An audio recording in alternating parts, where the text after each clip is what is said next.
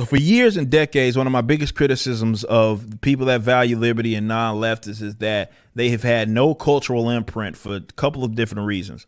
They always look at the resort, unfortunately, and they say, well, they're keeping us out. And to that, I would say that is not necessarily the case. The problem is two main things as far as why you're losing to them. One being is that for a very long time, you neglected the importance of this. A lot of folks said, well, yeah, that we have the best ideas on our side. We're the smartest people. We have all the think tanks, and we just be cordial. This person right here. And before I even read this is you already know that I'm going to give you a crack smoked ass deal as far as what the actual, for those of you that are listening audio, I'm going to explain to you, read this person's. Some of the highlight points of this description. She, her, pronouns in the bio. Anime and cosplay. Don't. Hashtag Black Lives Matter. Hashtag end homelessness.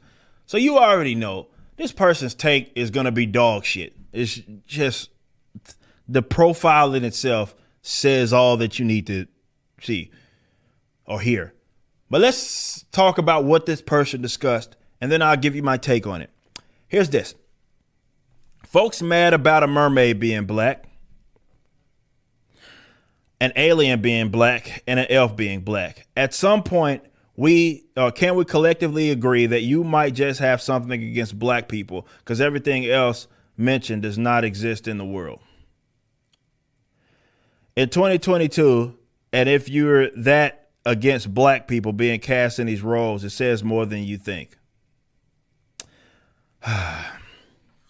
Okay. So a retard that is attempting to gaslight so many people that have taken issue with some of the depictions that are coming out. Now, you want to talk about context not being provided. Here's this. I'm guessing with the mermaid, she's talking about Little Mermaid, who's been cast as a black person, despite Little Mermaid not being a black fucking person. It's based on a fucking Danish fairy tale, if I'm not mistaken in it. And there aren't a whole lot of things more white than that. The elf being black is particularly pertaining to Lord of the Rings. When you saw Black Elf, you saw this Black Dwarf. And you kind of know that Tolkien was a very descriptive person. He didn't define them that way. And it also doesn't make sense canonically, considering that, that this was kind of based upon, yes, it's a fantasy element, but based upon an era in regards to Europe that there wouldn't have been a bunch of fucking black elves running around the motherfucker anyway, that are being depicted as such. It's one thing for them to be depicted as something else, but that was the issue. It's canon breaking. Much like a lot of my videos you guys have seen, we talk about tokenization, race swaps, and all that. Now, the reason why this stupid fucking person would say something like this is because, yes, number one, the person's a retard. Get that out the way. But aside from that, you have to understand that in order for their positions to be true, they have to sort of project this fake argument or fake position onto people that they need to be true. Because if this isn't the case, if you guys don't have issues with black people and you guys that take issue with some of these canon breaking elements, of course, that isn't your issue. It's not that you dislike black folks or anything, but they need that to be true. And if that is true, then their argument serves to be some sort of justification.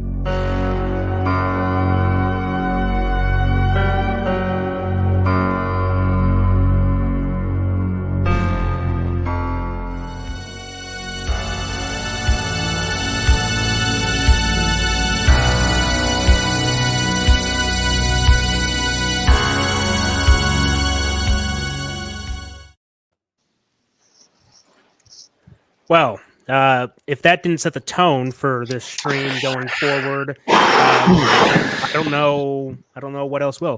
What's going on, everyone? Welcome back to the Dark Ether Files podcast. This is episode 8 of the War on Pop Culture. I am your first host, Special Agent Spooky Clutter. Special Agent Carter Sauce. Mr. Danner Banner. I'm the new guy. He's the new guy. He is our fourth official host of this series. And of course, we have the King of a Nation. And we're also joined once again by Mr. Michael, aka the Wolfman, or as we're going to call him for right now until he gets a full beard back, Mr. Teen Wolf. Ow! How you doing? I deserve that. Ouch. Man. Well, first off, if you were going to say how are you, you would say mananki, or there's that's hi, or you can also say magovanan, and that's welcome. So, for those who don't know, he's speaking Elvish. yes, Is that the proper term, or Elven? How Elvish? Yeah, Elvish. and there's all sorts of different kinds of like Elven and all that stuff, but this one in particular is Sindarin, which is like the most common form, like the one that Legolas speaks and all those other elves that you see in the movies. It's the most common version of it, but there's multiple types of stuff that he's had in his Tolkien wrote because he's just a genius. Going damn.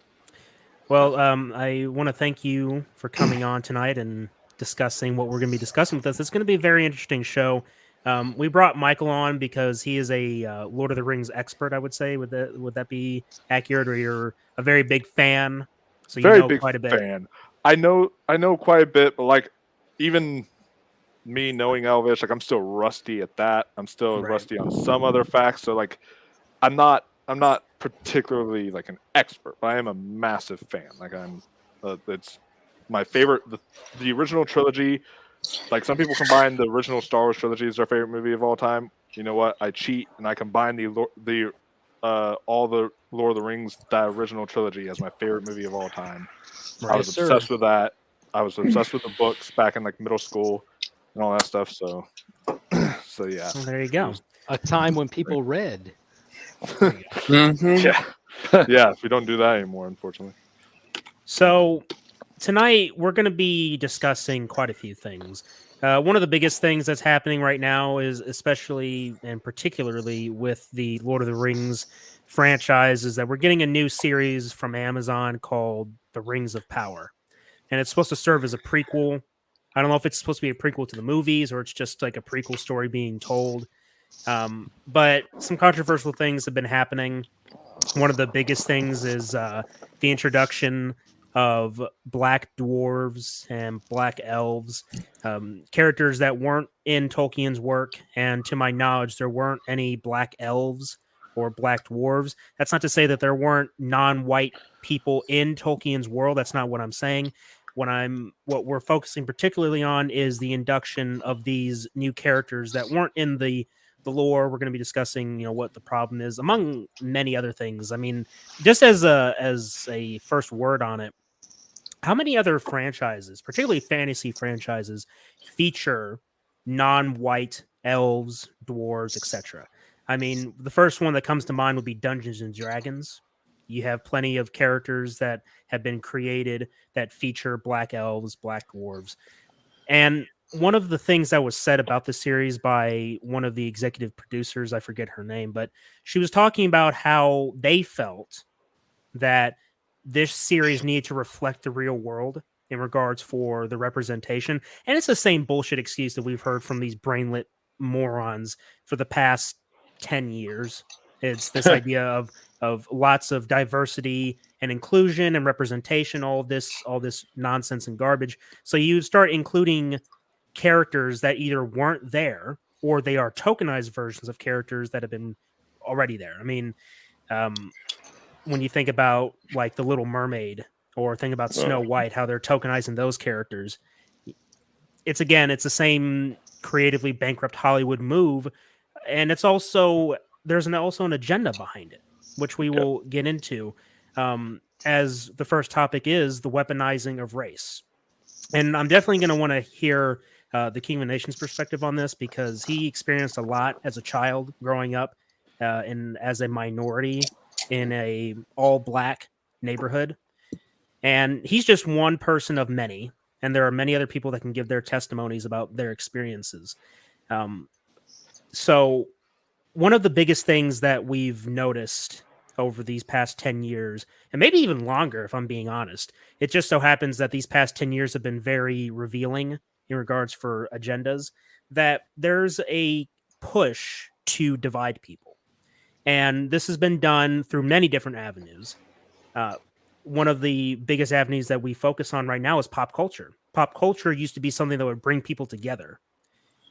The problem is that these days, now we're having these arguments because we have people in the entertainment industry that are purposefully sabotaging the franchises that we love by including many things, biggest of which would be identity politics, the use of race, gender, or sexual orientation, having some kind of reference to the injustices done by minorities. It's the same shit we've heard for so long. It's just now, because they control the platforms, they have a much stronger voice, which is why we've encouraged so many times before to go to alternatives. Stop supporting these people that hate you. Stop giving them your money, which is why I'm not going to be paying for this Lord of the Rings series. I'm not going to be supporting this shit anymore. And, when I first saw that trailer, I think it was the Super Bowl trailer. Yeah, it was I Super watched Bowl it. Sunday. Yeah, I watched it. Super Bowl, eh? Yeah, Super Bowl. Quick side note, I don't really do football, but I was pulled into it, and they showed the trailer, and I was just disgusted. I'm like, what the fuck is this? I don't know about you guys. What did you guys think about the trailer? If you, it was nothing. Like, it's just okay, people doing stuff. Now, arrows. Look, there was Yeah. nothing there. It wasn't even like visual margarine. It was just that was just dumb.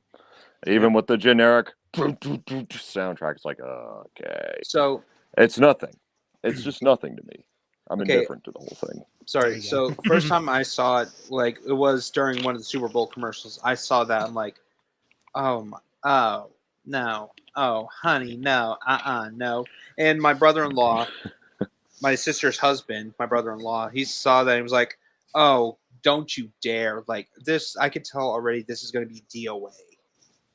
Yep. And I agree with you. Like, and I said him just like I said, another creatively bankrupt Hollywood. move. Yeah.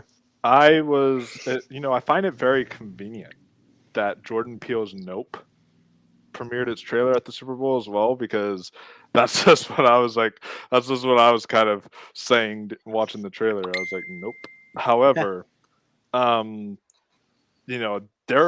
are a couple things I saw in that trailer that now it's only a 1-minute teaser, so of course it's not going to show us like a lot. It's just a 1-minute teaser. However, this is wrap this in your heads, guys. The most expensive show ever made. This is a $456 million first season. That is more than any movie in history. $456 million spent on this, and the effects looked like a video game. I was watching this, I was like, I get it doesn't come out till September. They may not be done. They may be in post-production or whatever. But I'm like, if this is the most expensive show ever made, why does this look like no better than Game of Thrones? I was like, this is supposed to be some technical marvel, and I'm just sitting here like, it looks average. That's the problem. And I had this issue and concern last year, I believe it was, when they announced this series, that they were going to be including things that made me think of Game of Thrones. They were hiring something for it was like intimacy consultant, and so that's the first thing that comes to mind. For those who don't know, intimacy consultants are used for like sex scenes. Oh God! So we're gonna Would that have be porn apparently no, but Lord of the it's Cock close Rings. enough. There. Now that is that's my bit. What you brought up is my biggest worry on the show, is that the diversity stuff. Sure, that's also not good. But my biggest worry is that so Tolkien, he wrote The Hobbit and he wrote The Lord of the Rings and The Silmarillion and Children of Hurin. He made a lot of books in Middle Earth universe. He wrote all of those.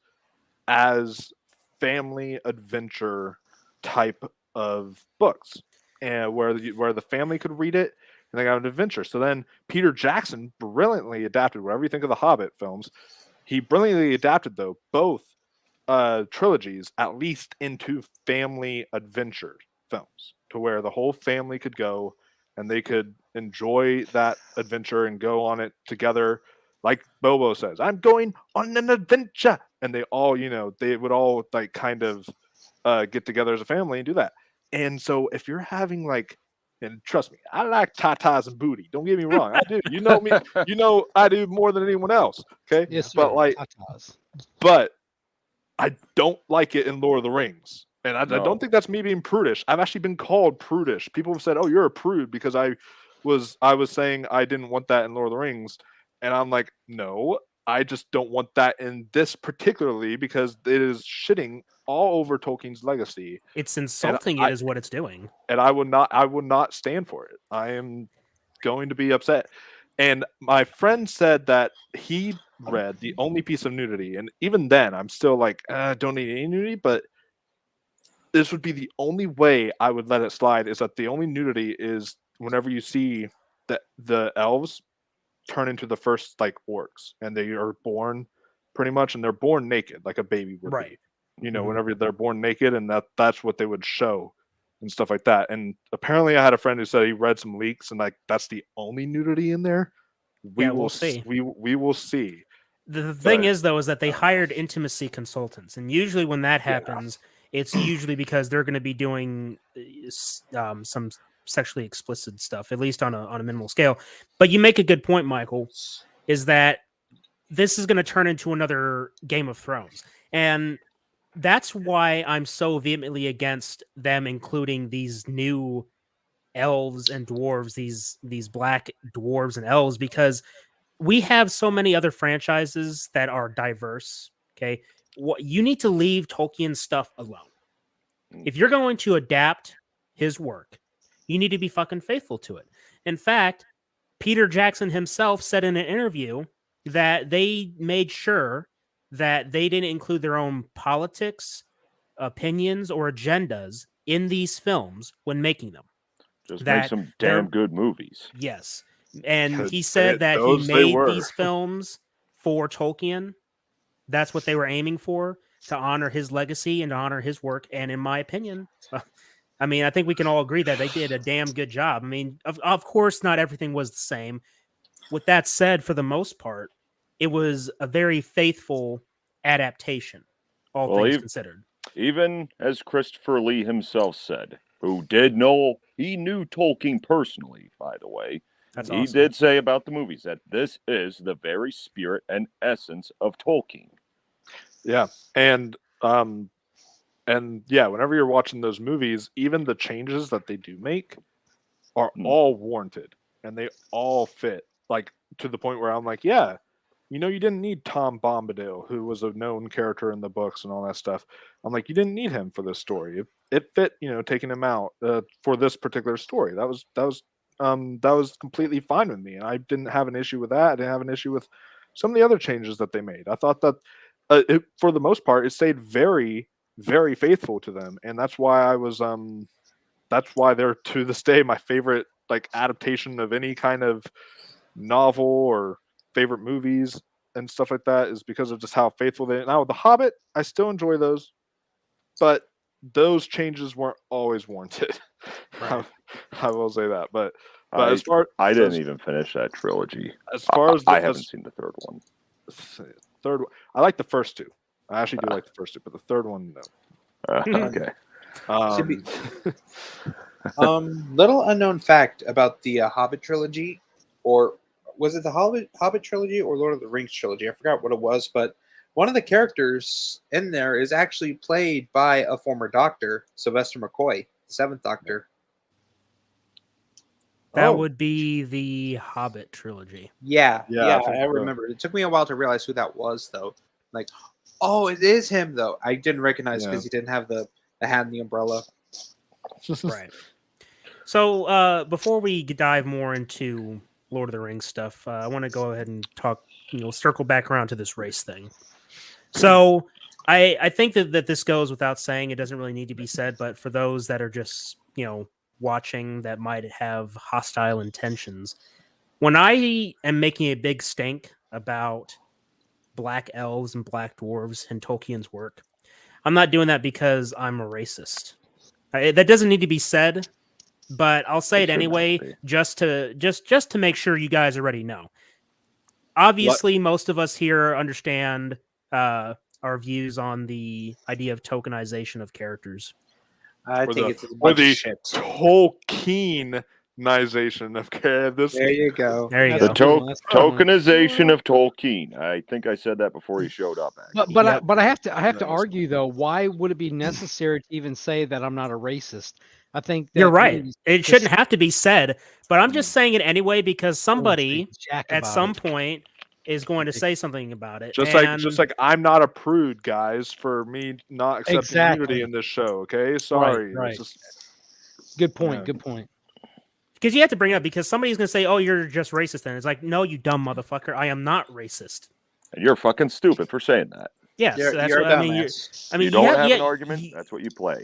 You have to call these people out because when they say dumb shit like that, usually it means that they don't have any other arguments. Usually. Exactly. Now You- they will take it. They will take that idea of you being racist, and they will go through an entire length to explain how it is you're racist, and they'll do their best to sell it off. Well, I'm gonna tell you what it is that you saying that you're not a racist is like saying that there's a huge ass movement across, this particular continent of white supremacists. It's just not there. Yeah. No, it is not. And it's getting even more disgusting of how they're handling that situation. Yep. And Yeah. not to mention though that if I wasn't racist and somehow some jackass is calling me a racist by getting like dirt on me, saying I was a racist and all that shit though, Well, then that's what they do. Well, wait a minute. if they do that, then I'm coming after him with a lawyer. Fine. Then I'll sue you for slandering, you son of a bitch. But wait a minute. Aren't you Mexican in Santa Anna's lineage? What? Okay. Fuck off, dumbass. You're No, I'm Mexican. not. Stop it. Now, I do want to mention because you did talk about the black elves and black dwarves, and I agree. But I do want to mention two things first. So first off, apparently in the books, I remember this, and I looked it up to clarify. But in the books, he never describes him in particularly as black. But Samwise Gamgee is actually written as a darker skinned character. That's Mhm. like literally what they like. But I'm like, not to get biblical here, but I'm like, Jesus was darker skinned. He wasn't black, but he was written as a darker skinned human being. And I'm like, that's the same way with Samwise Gamgee. And there's some stupid comment. That type of darker skin, like that. Yeah, and there's this one. There's this one comment I read that's like says, "I remember you once citing that Samwise Gamgee was, and this is someone else. This was not me, because I don't think he's black. Was black or at least darker skinned. Would you mind telling me where you got this from the books?" It says, "And would it be possible Sam was Frodo's slave?" Given the time period it was written in, Middle Earth Damn. being based off somewhat European social dynamics, and his tendency to call Frodo master. I was like, Jesus Christ. I was like, You see what I mean, though? They'll Yeah. take something, they'll take these arbitrary and vague references to things, and then spin up a narrative. That's usually what happens. I mean, it's you're what is the term? Straw manning an argument. That I mean, you take these things that are vague. They can be interpreted in one way or the other, and then you try and form the argument there. I mean, it's Look. obvious what's happening. Okay, there is no mistake that there is an agenda because they have been tokenizing comic characters for the past 10 years, especially. I mean, I haven't seen this much heavy alterations of characters in forever. I've never seen it before until these past 10 years. And then when you bring up the logical counter arguments, it's like, okay, so you want to tokenize these characters. When you mention the other way around, where you say, okay, we're going to turn this Asian character into a white character. Okay, and remember Whitewashing. there you go. See, That's what happened with Ghost in the Shell. I remember do you guys remember how pissed every human being was when Scarlett Johansson was cast? Like I was a fan of Ghost in the Shell. I watched the movie, I read some of the mangas and stuff. I was a fan. I never minded her casted. I was like, she's a great actress. Sure, go ahead. Show me what you got. I wasn't a fan of the movie. Exactly. But I was like, but watching it, I was like, she was. But my question is, was the character in the anime specifically Japanese, or was she not really described? I mean, because if it's a tokenization, it's a tokenization. But you make a good point that they get butthurt when if the character was Japanese and they made her white. Okay, that's a tokenization.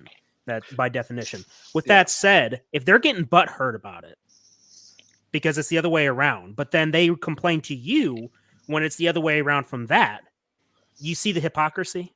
Yeah, that's what I'm saying, because I believe she was Japanese, if I remember correctly. I mean, we can assume so because it was made in Japan, and they have that. But thing there. and I just remember me being like, Scarlett Johansson's a great actress, so why not? I'm fine with giving her a chance. And people were being all like, oh, so you're against a Japanese person truly getting the role of a casted in a role like this and all that. And I was like, I never said that. I just want everybody to remember that being anal hurt and butt hurt are two different things. Yeah.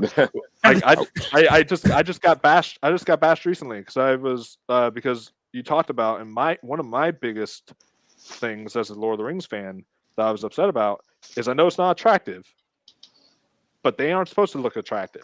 Okay, that's the point. The dwarf women in Lord of the Rings, Tolkien wrote them with beards. They have beards. They are bearded women. That is the thing. And so it's just like it's that, and all those other dwarves found that sexy. It's like that's their thing. That's their thing. It's a fantasy world, man. It's like I was like, all they need is leather, and it's then it's good for them. Hey, Carter, it's called leather roughage. but yeah, they're just like yeah, go to town, do your thing. But I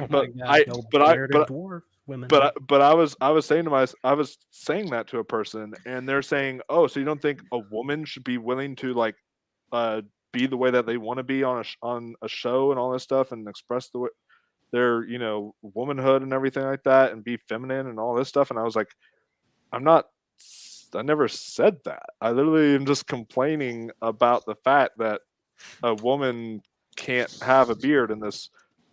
It's a fantasy series, first and foremost. You haven't been to the high mountains of you name it. High mountains of you name it. I never heard of that place. All right, so there's a trailer that I want us to react to. Some of us here have already seen it, others have not. But in the topic of the weaponizing of race, there's this nice little series that has either already started on Showtime or is coming to Showtime, and we're gonna do a nice little trailer reaction together, guys. So just get yourselves ready. Oh boy! And if you guys can't hear it, make sure you let me know from your ends. So here we go. I'll let you know if I can hear it. Is that 2 million views? Is comedy coming? Now, before we get started on this. So, obviously, YouTube took away the dislike counter, so you can't see how many people dislike the video. But apparently, the comments were getting so bad roasting this shit that they disabled the comments. Oh wow!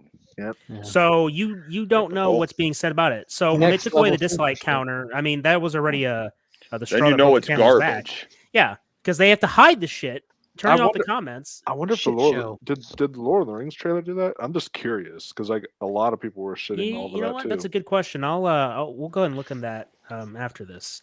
All right, here we go. Okay. Can you guys hear that? Shit. Do they trigger white people? What? Sadly, I can hear it. Yeah, I can hear it. Everyone can hear it then? Romanoff. Yeah. Okay. 10-4. Showtime documentary series. Let's go. I think what annoys me most about white people is when they pretend like they're the victim. Oh, shut up. What's also annoying is when they kill us. So what is fragile about whiteness when everything has been constructed around it? every part of who I am has been distorted or criminalized. It's really just a bunch of white lies. She's not black. Oh my God, the Capitol. You're ridiculous. One of the definitions of American whiteness is ignorance. White people, we are not your problem. You are. Should white people today feel any responsibility for slavery? What does that even mean? Hell yeah. White Jesus or black Jesus? Jesus was not white. Think of geography. Ain't no There was way no Jesus walked I around have with blonde history hair and of blue eyes. White culture fears the end of the world. For us as Native people, the end of the world already happened like multiple Ain't times. Native. Symbols and monuments, these are mementos of racism. Bring that statue down. Put up a TCBY yogurt or something. Everybody can get behind. Man, shut up. The truth has to be told about history. Oh my God. We have to make sure that these stories are told from our perspective. There's always hope. You know what I'm saying? We don't give up. Face in your It's hands. about obliterating systemic and institutionalized racism. Bullshit. This is a wild place, y'all. It's a wild place. I know You don't know how Harriet to and speak Frederick be English, up there bitch. just Shut up. like, what is they gonna do? The snow is wild. That's what's wild. Thanks for the commentary, Discount Wanda Sykes. Wait a second. Okay. Was that actually Wanda Sykes? I'm I thought it canceling. was. I'm canceling my Showtime subscription. I don't have Showtime. You know what? It's hilarious because, especially these days, because apparently what happened on January 6th was so bad. Like, I mean, my God, They the walked the millions of people that died. Oh, wait a minute. Only one person died, if I recall. No, Only she was the person that murdered. did die. She was Murdered. shot. And Murdered. murdered. By a white man. AOC needed to go to therapy, though. AOC was behind the white man that shot her. There was, they did say one right thing, and again, I mean, this is someone as me. I grew up faithful. As someone who's read the Bible, Jesus wasn't white, but he also wasn't black. Oh, guys, get that in your thick skulls. Well, he had wool hair, right? Isn't that what the scripture says? He had wool. He had hair as wool. Yeah, and that he was of darker skin, but they never described him as black. People who saw him never. But you see, what they're doing is they're trying to make the argument that white people are trying to, well, what's the term? Make history white again, or something like that. Yeah. That's just something I made up off the fly. But I mean, the sentiment is there. Quickly before we continue going, we got Red Rusty in the chat. He says, "Sup, fellas? Well, looks like Showtime wanted a whole video of clickbait. Yeah, it's been getting ratioed to hell. Then they had to disable the comments because people were calling them out on their bullshit. And it wasn't just white people, by the way. I was seeing other people talking about this and the other utter insanity behind this show. And because look, I say this a lot about tokenization. If you were to make a show or a documentary series called Everything's going to be all black, Asian, Hispanic, you know how much outrage there would be from the media. And by the way, the media is behind all of this. Let's not forget that the media is pushing this bullshit. Okay, and the people, us, ordinary people, need to know when to turn the shit off. Okay, yeah, because at this point, yes, sir. I mean, it's in your fucking face, and if you're not seeing it, then you are no longer ignorant. You are stupid. Right, and turn off that cable TV. But you know, I'm kind of shocked, and it's on another streaming service. I'm kind of shocked that they're already making a sequel to the Lord of the Rings series. That's called Everything's All Black, and this one's called Everything's All White. I didn't know that they were making a sequel already. But, okay. Also, well, look. Yeah, go ahead, Carter. Okay, here's another thing. When the Capitol was getting stormed, when some people say it was getting stormed, where the fuck were the snipers? Because let me tell you something. Because I went to DC like in 2015, like way before this bullshit happened. Okay. Mm-hmm. There's like 8 snipers up there, 13. Like it's crazy. Yeah. Yeah, and let me ask you something. And if these people were storming the Capitol, wouldn't the snipers have, say, I don't know, open fired on some of them? Because if they are storming the Capitol, I mean, like if I was in charge of the sniper, or like if I was in charge of all the snipers in position who were in the vicinity, and I saw them like storming the thing though with hostile intentions, right? I'd be like, God damn it, waste those motherfuckers, shoot them all. But you know what? You know, Carter. Go ahead, finish, Carter. Go ahead. I want to Yeah, say something. but here's the thing. Though. So like, there's a bunch of people, like I don't know how many, like hundreds, thousands, maybe, in front of the Capitol, and they are, I don't know, looks like they're climbing up it like Spider-Man, and they're breaking windows and just entering the building and shit. Though, wouldn't you have like done something like, say, I don't know, have someone shoot at them? But then you have to realize though that, oh, they're just innocent people. Like you just murdered a bunch of innocent people. No, motherfucker, I didn't murder a bunch of innocent people. They were literally committing vandalism and trespassing. They were breaking windows and they were trying to get in. Okay, hold on, just really quick. Hang on, because I told Carter I want to interject this. You know, Carter's a man of weapons of warfare specialist. He literally is. He knows weapons big time. But Carter, you have to understand, man, that they were let in. If you look at those videos where the gates were being, of course she had, you know, I don't know, Antifa, BLM, whatever you want to title these people, operatives. But it wasn't so much the snipers on the roof as much as it was that you had operatives on the ground and plain clothes at the same time, and then you had uniformed police pulling gates back and letting folks in. So, I mean, you fill in the blanks, man. Look, okay. When you had those BLM riots, or it wasn't just BLM, but when you had those riots last year, not Antifa, I'm talking specifically about what happened with the George Floyd incident.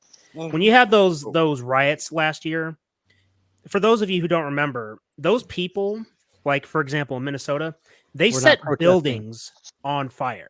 They burned buildings to the ground. This included gas stations, the police station. They vandalized stores. A lot of these stores that they vandalized too were in their own neighborhoods. They're hurting their own neighborhoods. But what I really want to focus on is that they burned buildings to the ground. And most people that did that shit were not arrested. And yet we're talking here about January 6th, as if it was like you literally had people that were comparing. It's the new 9/11 now. It's like the go. way people are talking about it. Right? It's the new 9/11. And like I even talked to someone one time who during 9/11 I was saying how 9/11 is the worst time in American history. I still believe it is to this day. And someone, you know, came over and told me, they're like, no, January 6th was the worst day in American history and all that stuff. And I was telling them, I was like, go do some research on 9/11 and then literally come back to me and you will not and do some research on January 6th riots. But they don't. And then come back to me and they're like, I don't need to do research. I just know the facts. I'm like, bullshit. Right. And then at a minimum, you know what, you're being spoon fed by the media. Right, exactly, right. And you know, at a minimum about the facts that you refer to, just watch We Are Change as a base minimum. Of course, there's much more material after, you know, what I just said there. So, yep. Yeah, and January 6th is not the new 9/11. That's bullshit. Yeah. Rusty says, didn't look like a documentary to me. Looked like an incitement to riot. Yep. And that's one of the How biggest dare you things. say that? That was a protest. That's one of the that's one of the biggest things that I've been noticing about this assault on pop culture. And when they weaponize race, they're dividing people. They're trying to incite race riots. That's literally what they're trying to do. People keep on saying that America is a racist country. It's systemically racist, even though we literally had a black man in one of the most powerful positions in the free world elected there twice. Yeah, but yeah, still systemically racist. Thrice with Biden in there. So come on, man. And then you get shows like this, these trailers, and then you understand it's like, okay, what's going on here? I mean, they're replacing white characters with different versions, and you give us this fucking trailer shit. And then when you criticize them doing shit like this, they play the race card. And we can start going into the Lord of the Rings discussion with this as well. I wanted to show off this because if you want to go somewhere, if you want to find a place to laugh, go to Twitter. Just go to Twitter because there you will find the funniest shit. They're literally eating each Twitter other is apart right AIDS. there, right now. Yes, it is. Like if you actually look, like right now, lefts don't even care if you're on the left. They are eating you alive right now. That's right. It's They like eat it doesn't each other. matter. They eat each other.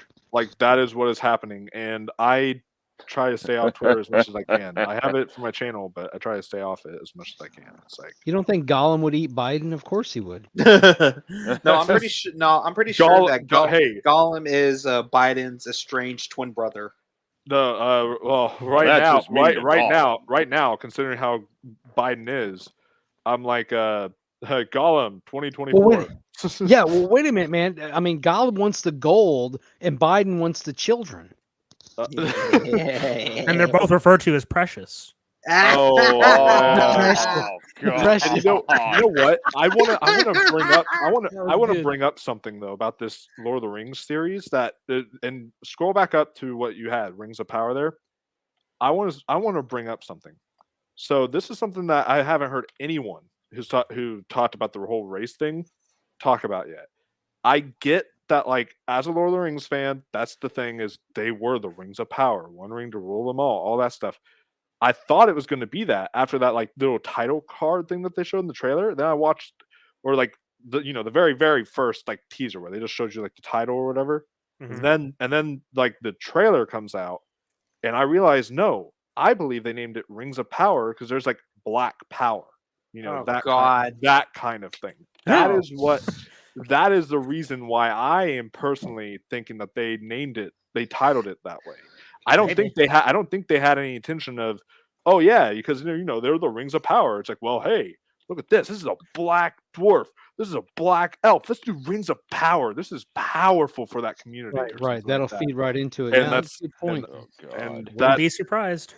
And yeah, so I had that in my head, and when you pulled that up, I was like, oh my god. Well, you know what? Hey, I'm gonna just drop this on there. I mean, you say Rings of Power. There was this image back in the Olympics about black power that was being promoted at the Olympics back in the 70s, I think it was. Oh, it was it was that guy standing on the pedestal after winning the gold and doing the fist in the air. Right, yeah, absolutely. Yeah, but but you have to remember that this was during I think the late 60s, early 70s. I mean, this was during the civil rights, post civil rights. Well, it's after the right. Remember the was it the 64 riots or 68 riots in 1968. You guys may or may not remember the 68 riots. No, but I was talking about the wasn't this during after the civil rights movement or something, post? Right, it was 1964 was a civil rights movement. That was fine, no problem with that. And as things progressed forward in 1968, there were the Watts riots, I think, out of California, I believe, in 1968. Come on, guys, got to learn history. Everybody's silent. Yeah. Mm-hmm. Oh, also another thing though. This is American history. What does this mean to me? Also, Yep.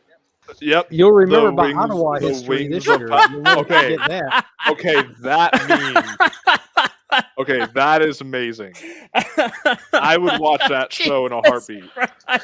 I would. Yes. I would watch that too. That is. Oh man, that is. That's golden. That's golden, like golden fried chicken, right? Mm-hmm. That's man. That is no. Oh wow. No. You just ruined Shrek 3 for me. It's over. Shrek 3. No. Wasn't that from the third one? No, it's I think second or second or one. Second or third, because he was in the third one as well too. But yeah. So it's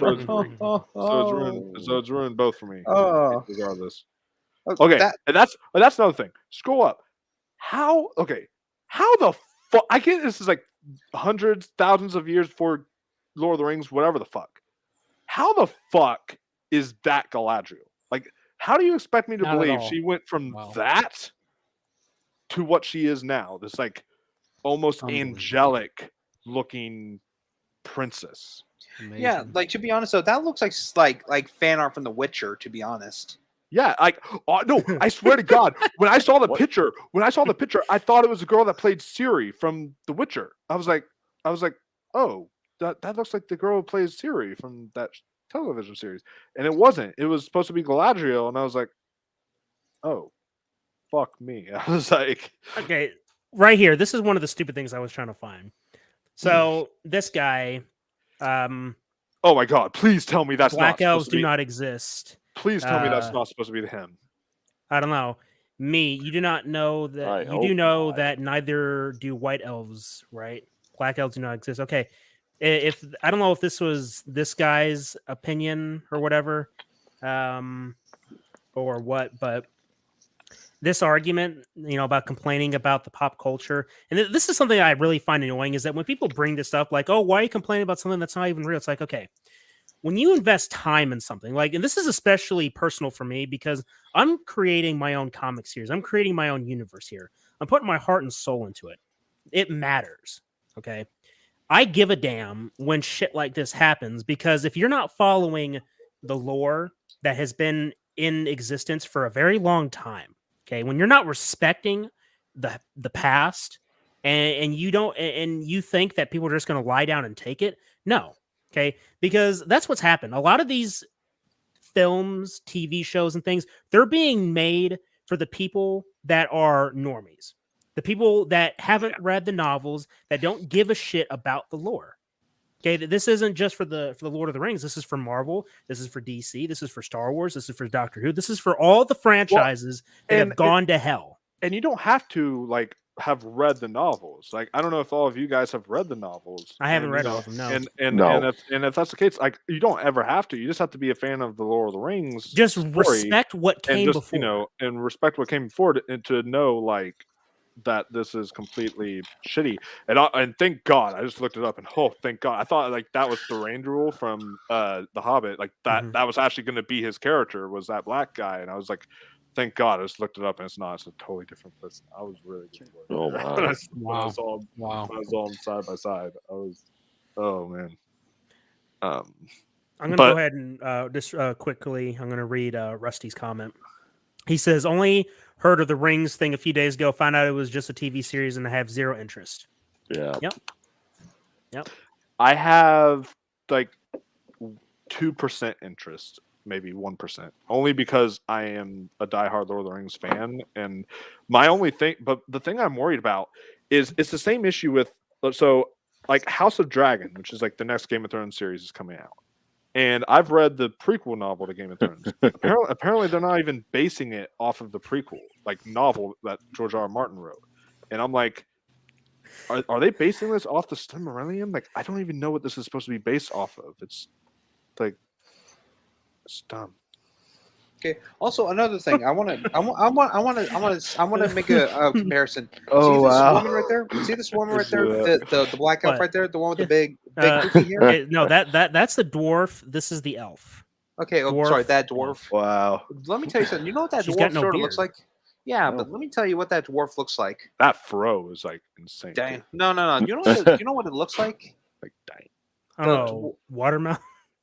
No, the dwarf looks like Be careful. it could pass off. Be careful. I know. The dwarf looks like it could pass off as a concept for Black Glinda from The Wiz.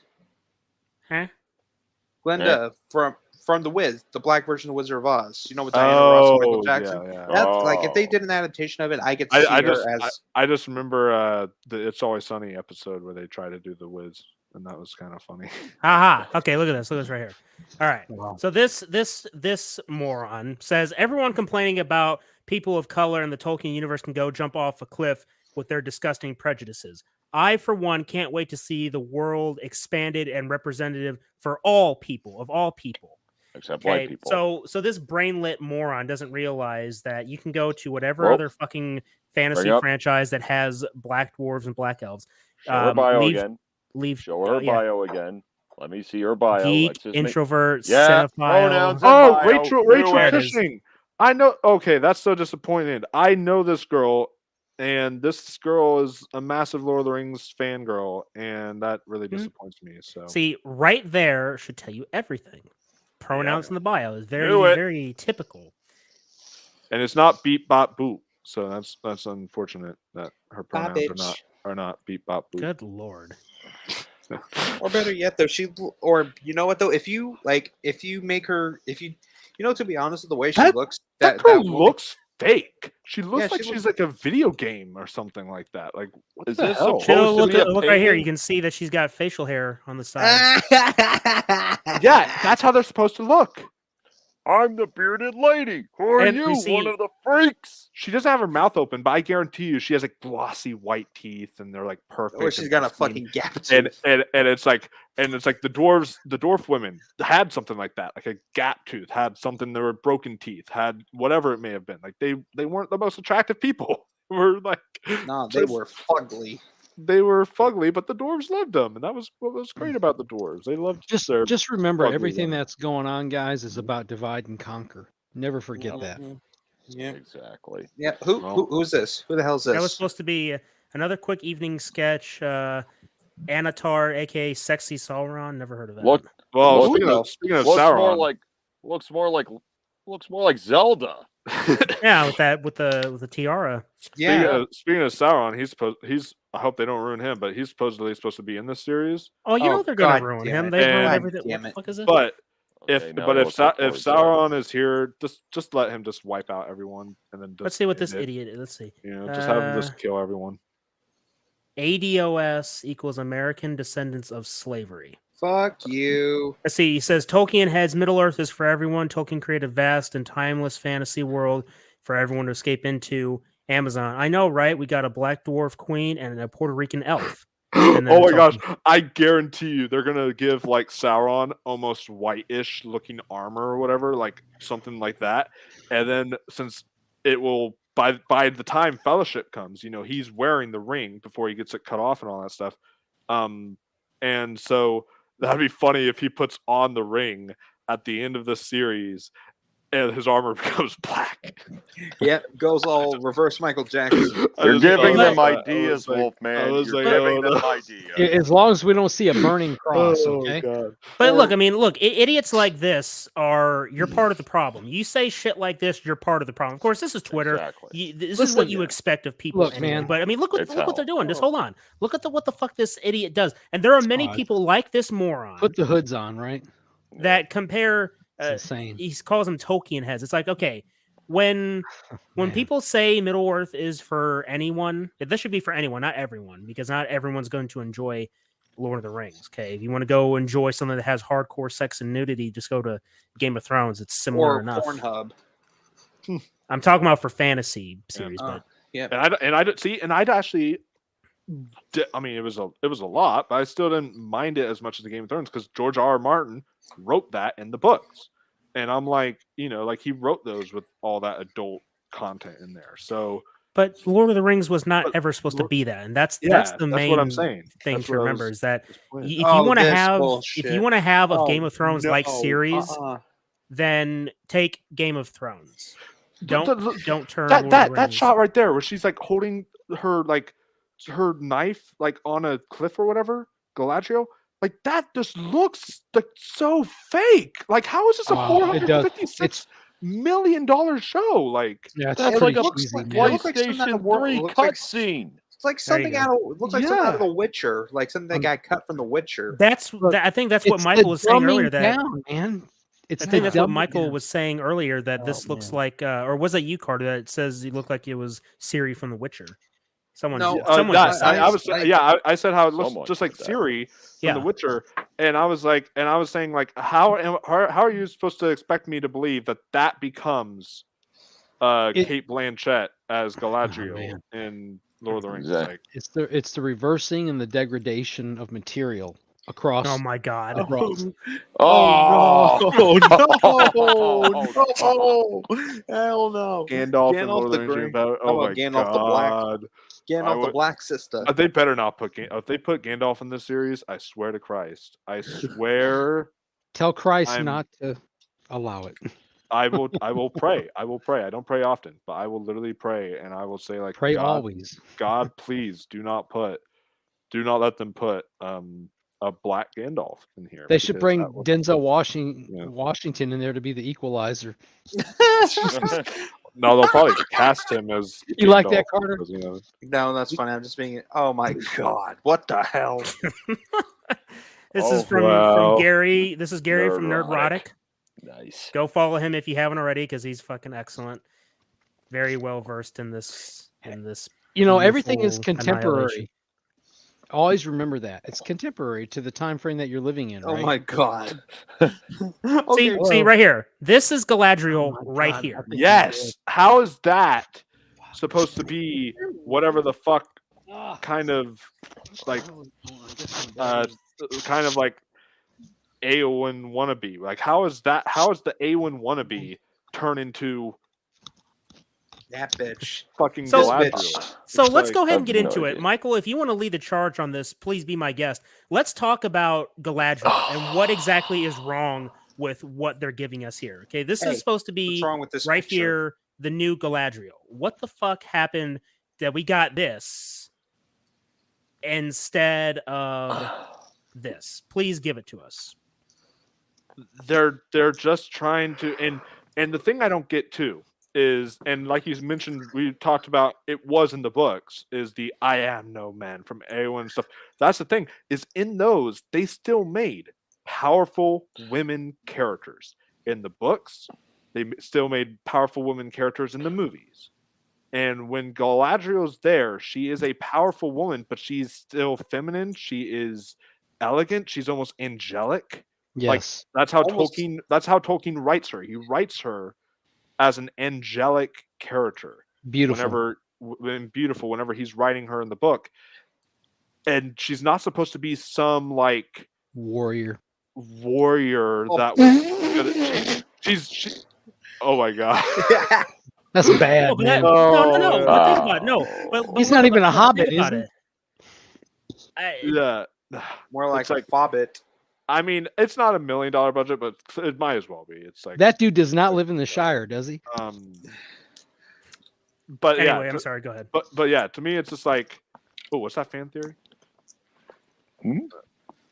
Frodo's mithril coat was protecting him from the dark magic of Sauron's ring. Once he loses it to Mordor, the ring becomes an even. How's that a fan theory? Everyone know. knows that. The Yeah. fuck? Okay. Never mind. Sorry, Okay, so we, I no, wasted your time on that. No. You're good. You're good. We have somebody else in the chat here. Buttercup says, I could be wrong, but I think Galadriel was actually a fierce warrior prior to the events of Lord of the Rings. And then also says, I might be misremembering my lore, though. Well, what do you think, Michael? Because you're our Lord of the Rings.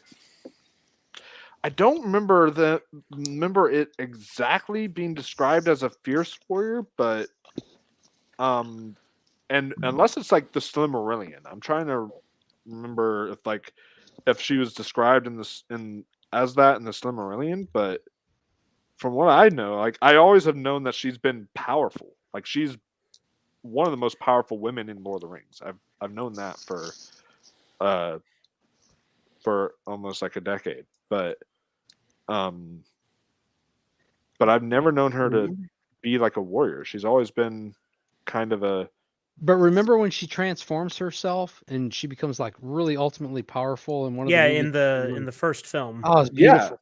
That was because she was tempted by the ring, but that's not the same as that what we're seeing. That is fierce. That is fierce. That is that's not like that's not like this right here. I mean, this is this is someone that's in perpetual like warfare. Like what's his name, Elrond? Like he was actually fighting in the war. Okay, but that's I thought your life. Yeah, but I mean, I don't remember ever hearing about Galadriel doing something like this, going into battle like that. It's just rewriting shit, man. It's disgusting. I'm telling you. Strong whammon. Even though we've never had that in Lord of the Rings before. Oh, right. No. I actually did share a meme once where one of those stupid articles. Hang on, let me finish. Let him finish his point. Yeah, sorry. Let me finish. Anyway, the meme was like going on with the article, like, oh, this new Lord of the Rings series will feature strong female characters, and it shows Eowyn. Am I a joke to you? That was one of that's what I hate. And That's that what I and, hate. We and always you know, got to pretend it's all new, breaking the glass ceiling, as they always say. It's like if you actually went back to this shit, the classics, this is nothing new. They just weren't in your face about it. They were just focused on telling good stories, and not shoving the me, identity this is not politics me right trying in your to fucking face. This is not me trying to sound sexist or anything, but like, is it sad that like men, as of right now, like as far as stuff that I've seen, is it sad that some men out there can write better, feminist, powerful type of women and do it right than women can? How dare you say even men? Like This guy up here. Because it's like if you look at other stuff like Tarantino, the way he wrote The Bride in Kill Bill, the way he wrote the way that the way he wrote Jackie Brown, the way that he wrote some Jackie other Brown's characters, amazing. and then like also with Peter Jackson and Tolkien, the way they wrote Eowyn, the way that they wrote Arwen, Galadriel, stuff like that. I'm like, those were men writing these powerful women, and they are all better done than what women do. George Lucas. And by the way, I was just gonna say that. I knew Caleb would love that. Like George Lucas wrote strong female characters. Before the dark times. Oh, and I'm sorry that Kathleen Kennedy. Hey, look, man, right there in Jackie Brown, you have Pam Grier, man. I mean, look at her roster of movies going back. You know who Pam Grier is? Pam Grier. Hang on. The Pam name sounds Grier. familiar. I'm trying to Michael remember. He just said it, man, from Jackie Brown, man. Yeah, I remember that show. Isn't that Smoking the show? Hot, right? Oh yeah. Yeah. Wait. That's the Tarantino. That's the Tarantino movie. Jackie Brown. Damn right, man. That's a great movie. Michael Keaton was in that movie too, by the way. My favorite director right there is Tarantino. So that's right. Yeah. Hateful Eight, man. Oh hell yeah. Damn right. Kurt Russell, man. All right, proceed forward. Yeah, so I just want to go back and highlight this really quick. So this person takes some random person on Twitter who said this. They obviously blotted out the word that's there, but is that Malkovich? Yeah, and she says, "Let's see. Let's just see really quick. What's the Look at that, Danner. Look what's in the fucking bio. It's predictable, man. Fucking predictable. Why do I have a feeling that this is a bot? That probably is. Probably. But look, so this person complains, I fucking hate this fandom. The racism genuinely makes me feel sick. How many people in the Lord of the Rings fandom are actually racist, though? And again, you take one person on Twitter and say this is the entire fandom. That is a false equivalency. I mean, you're what is it? You're stockpiling on, like, getting every fan under the same category because one fucking idiot on the internet says this shit. Yeah. Right? Mm. And like you said, this could probably be a fucking bot for all we know. We don't fucking know. But you get this person that just randomly pulls this out of their ass and says, okay, I hate this fandom, saying that the fandom is this racist because one motherfucker says it. No fandom is perfect. Right. But don't always pick out the bad apples. Right. This is why it's so important to develop your platforms and then, run with it. When I say platform, 20, 30 years ago, your platform was in the streets. Your platform was sitting, on the porch steps of your house with the kids in the neighborhood. Okay. Your platform means everything, man. It's not alienating anybody. All are welcome, especially in the neighborhood, right? Come on, man. I want to go ahead. Okay, sorry. Go ahead, Danner. Or Michael. Sorry. Go I was looking at this picture here, and I'm going back to how Lord of the Rings: The Return of the King is the most Oscar-winning movie in history with beautiful, with 12 or it was 11. It was 11, and we watched it. 11 Oscar wins, and it was amazing that it swept and all that stuff. It was so well deserved.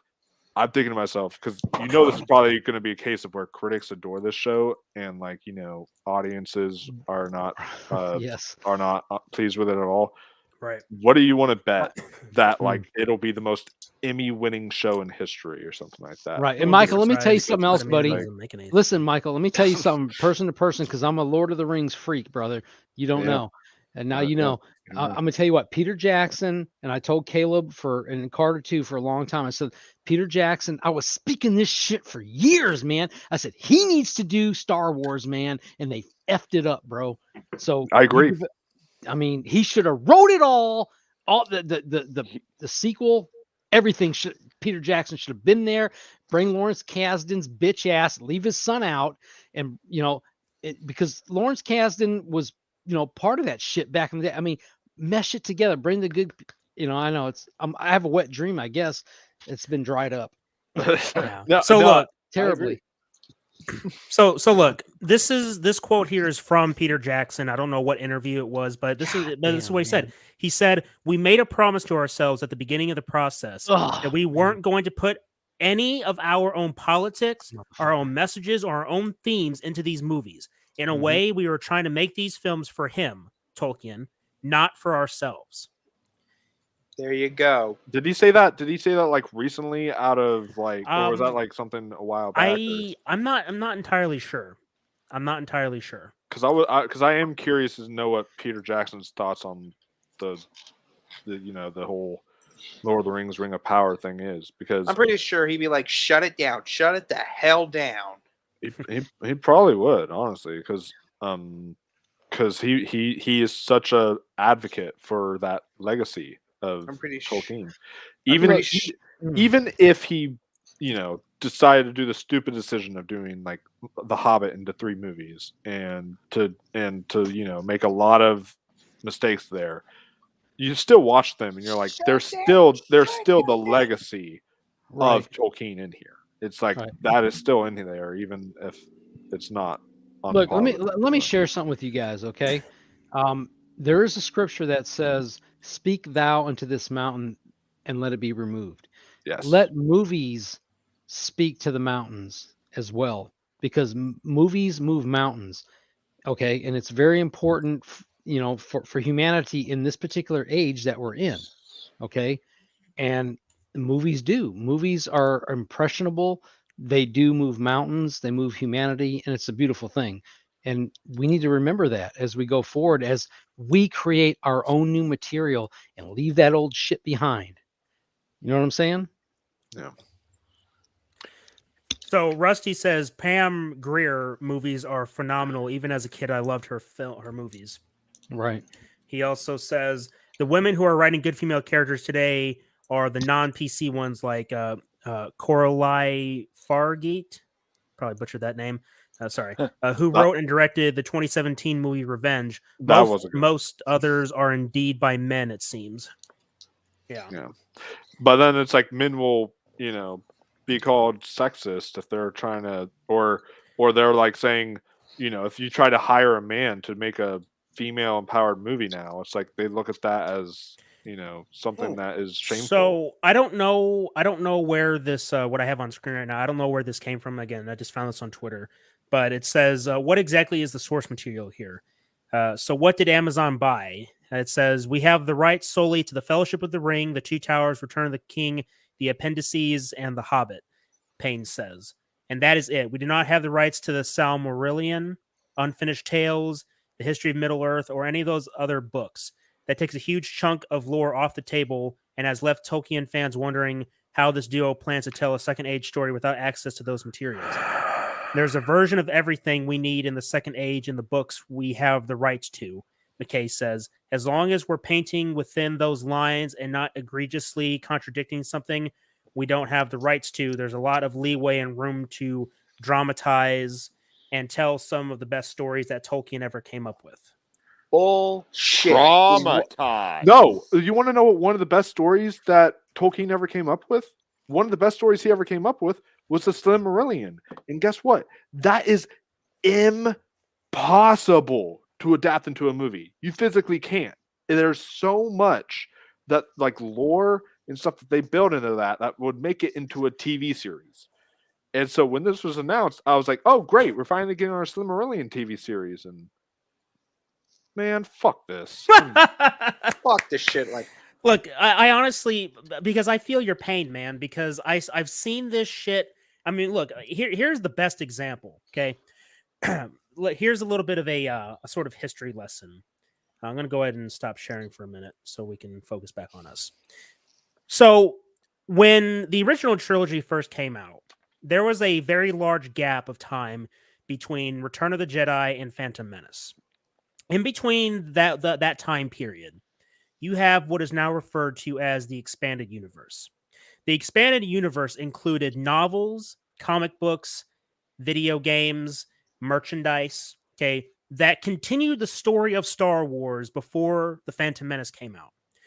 In that, you had a lot of novels, a lot of really, really good novels that they continue the story of the Emperor, the Empire. They introduce new characters, and you have this treasure trove of lore that was written by fans for fans. And George Lucas even, commented saying that some of them were good. He appreciated that people were keeping the franchise alive while he was working on the prequels. Okay. Right. When you fast forward to the sequel trilogy, Oh, okay, they took from the expanded universe, but what they took was bare minimum. And I mean that in the most most basic definition that I can give for taking the bare minimum. Because what the original trilogy showed us is how you do sci-fi films. What the sequel trilogy showed us is that we're going to take from that original trilogy and we're going to do it again with a different coat of paint, and we're going to take a little bit from that expanded universe material, which they said, they being, I'll say, Kathleen Kennedy in particular, she said it doesn't exist. And what I mean by that is she said that they had no source material to go back on. What the fuck are these when then? making the sequel trilogy? What the fuck are these then? Now compare that to what we just read here with Lord of the Rings. So if this new series, The Rings of Power, is not based off the Silmarillion, the question is, what the fuck are they doing? And then it hit me just now. It explains why we get something as simple as the inclusion of black elves, black dwarves. Well, if they're not adapting from the source material, then they're just making shit up off the fly. Similar to what they did with the sequel trilogy. They're just coming up with shit. They're taking from what they have access to, and then they're doing their own shit. So at that point, it's kind of like, well, what the fuck? Do I even really give a shit? The answer is no, I don't. Like I've already said in my Boba Fett Book of Boba Fett reviews, I'm fucking done with it. And I already saw this coming with the Rings of Power. I saw the pictures, okay, before they released that fucking trailer on Super Bowl Sunday. I looked at those pictures and I said, this shit is dead on arrival. DOA. Many people that have been commenting on this stuff, okay, they said it. It is dead on arrival. I wish it was, but honestly, I could see from fans. Yes, it is dead on arrival from fans. It's dead on arrival from hardcore Tolkien's. But there's going to be like critics are going to give this like 98% of Rotten Tomatoes, or it's going to be some big, huge, critically acclaimed type of series, and they're all going to love it, and it's going to be like this big next Game of Thrones thing that they're trying to advertise. And the thing is going off of that too. I've dabbled in George R. R. Martin's books. I don't really know much about his Game of Thrones books, but I've dabbled in them. I've looked up some stuff, and apparently, like all the seasons, and I can stand by this, all the seasons that are based off of something are way better than whenever they were like, oh shit, we're out of books. Let's just do our own thing with this and everything. And like that just became a shit show. And so it's like, and now there's next one called House of Dragon. Like he wrote a prequel novel, and they're not even basing House of Dragon off of that prequel novel. And I'm like, what the fuck? So it's like they're doing the same. The Popeyes. Oh, wow. By the way, Popeyes worst customer service. I just went there recently, and I got the Popeyes chicken sandwich. I stood in line for like 30 minutes. And then by the time I got it, they didn't give it back to me. They didn't give me my order till like 30 minutes later. Like, so I literally stood there in a restaurant for like a whole hour, just waiting on a chicken sandwich that everyone hyped up. What And restaurant was that? It was Popeyes. And then I tried Where at? Near me, like one of the new Popeyes that was built right near me. And we were so excited because this is like the first time we ever get Popeyes that came out this year. And we were like, oh, sweet, let's go. And so I tried the chicken sandwich. Not only that, but like they were like, hey, you like mayonnaise? And like squirted it all over the sandwich. And so I'm eating it and it's like dripping off like onto my jacket, onto everything. I'm like, oh no, the mayonnaise. It's like, your money back going on here? To be honest, though, what the fuck is this? Shit? You guys, I don't know what's going on. This guy almost looks fucking naked. Is that a hairy Gollum? He probably is that a What's hairy going Gollum? on here? I thought this was the Lion King or some shit. Yeah, long live the queen, bitch. There ain't no lion here. I thought that was the Cowardly Lion from Wizard of Oz. What the? There you go. Ain't so cowardly, is he? Okay, let's see. Is this guy? Look at that. Look at that. He, him. There you go. All right. So this idiot says, of all the bigots throwing tantrums over rings of power, non-white elves and dwarves, the one citing Tolkien's Christianity must be the most tone deaf. Y'all are casting the Middle Eastern revolutionary as a white milk toast. As a white milk toast, and you have the gall to bring up canon. Hold up. Citing, okay. For those that are citing Tolkien's Christianity, first off, he was a Christian, before he passed away. He was not a Christian when he wrote Lord of the Rings. Like, he was an atheist. Wow. I want people to put that in their head. He was an actual atheist when he wrote Lord of the Rings. Wow. And so that is something that it wasn't until his friendship with like C.S. Lewis, and C.S. Lewis introduced him to God and all that stuff, and biblical stuff. Like it was C.S. Lewis that got him into his religious beliefs. But he never believed in God and all that stuff while writing Lord of the Rings. And so if people are going to try making that art, if people are trying to make that Lord of the Beans, yep. Okay, sorry. Hang on. I just want to make a point of what Michael's saying. That's very important. About pre-Christian, post-Christian, environment, of the storytelling. That's good to know. I didn't know that. Yeah, because like we always connect, some biblical elements, like Gandalf being like God and all that stuff, and we always like make it almost like a biblical kind of story in our head sometimes. But then you look at it and it's like he actually, like, you can look at it, and now I bet you he would look at that and be like, oh, good, I'm glad I made it like this, because now he is a Christian. Before he passed away, he was a Christian, but when he wrote it, he never had that as his intent. So, well, that was, do you know with what you're saying, you could actually formulate an Ezekiel moment with Gandalf, and that's something you can play around with in your mind. It's like the second coming. Yeah. Yeah, right. Well, when he returns as Gandalf the White, it's like the second coming. So it's like if someone actually, right? That's good. So if someone actually tries to like argue like y'all who are citing his Christianity, I'm like, I will cite you articles that literally say that he was not Christian when he wrote Lord of the Rings, bitch. So there you go. I'm like, it's like really okay. There's one more thing about that one you were just showing, Caleb. Don't whore out your mental illness, okay? No one cares. and what do you want to besides the pronouns? I'm talking about what's right next to it. Autistic. Yep. Don't whore out your mental condition. I don't whore it out. I don't. They're weaponizing that too. Doesn't this look badass though, guys? Isn't this awesome? Grabs an arrow that's being thrown at him or whatever. No, it's you know what was badass? No. Was when there was a bunch of arrows in one of those like elephants, and then you see Legolas climbing up them. He shoots out a bunch of orcs, shoots the thing in the head. You see it fall down as he slides off the trunk, and then he lands on the ground. And then Gimli's all like, "That still only cost us one." Now that was badass. Hey, you know what else? I don't know. You know what else is badass though? Taking 2 arrows and still fighting, Boromir. Yes. There you go. I mean, he took 3 arrows. I mean, he didn't. But the third one is the one that really brought him to his knees. 2, he still kept fighting. One of the respect best, to Sean Bean for that. Best Sean Bean death, in my opinion. There you go. Maybe best death scene in history. It's so good. So Yeah, Rusty Close second says, would be Goldeneye. there you go. So Rusty says the mainstream only consumes what they're spoon-fed, too lazy to seek out and support the films and series that stay true to lore because those creators and projects are ignored by the media. Well said. Which is Well why said. I spotlight so many indie films and projects the mainstream never know they exist. That's true.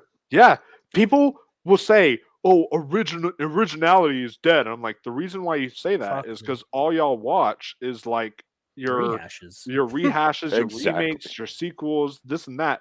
When there's films like The Lighthouse being made, like The Witch, like Here we are again what- with this topic. It's like clockwork. We keep bringing this up in every episode. I swear to God.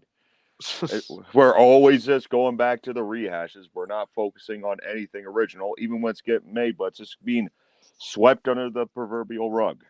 Yeah. Here we are again with this topic. I swear we've talked about it every time so far. Well, it's an issue that with Hollywood. It's true. It's a Yeah. major Ew, issue. get that off screen. Get that traitor's bitch out of my face. Get it the fuck out of my face. Now I don't. Whoa. Just let the. Okay, that's okay. Whoa. Be gone, thought. Be gone, Ooh. thought. Whoa. Get I the don't care. fuck out of here, you thought. Get out of here, thought. I don't Get care it. who. Go. I don't care who it is. I'll take that. any day. Yep. Go back up. Yep. Yes, that is I so want true. Doctor Who, Star Trek, Star Wars, Warhammer, Halo, Lord of the Rings. Now, They my dare. question. Okay, so my show question people that- is, I saw the Halo trailer.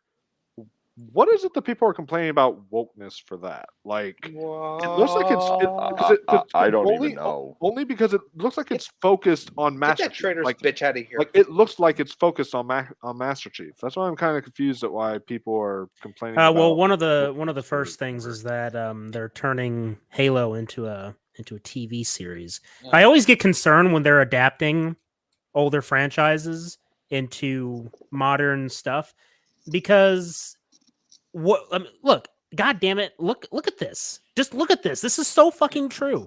Yeah. All these fucking franchises right here, just these three alone. I don't know much about Warhammer.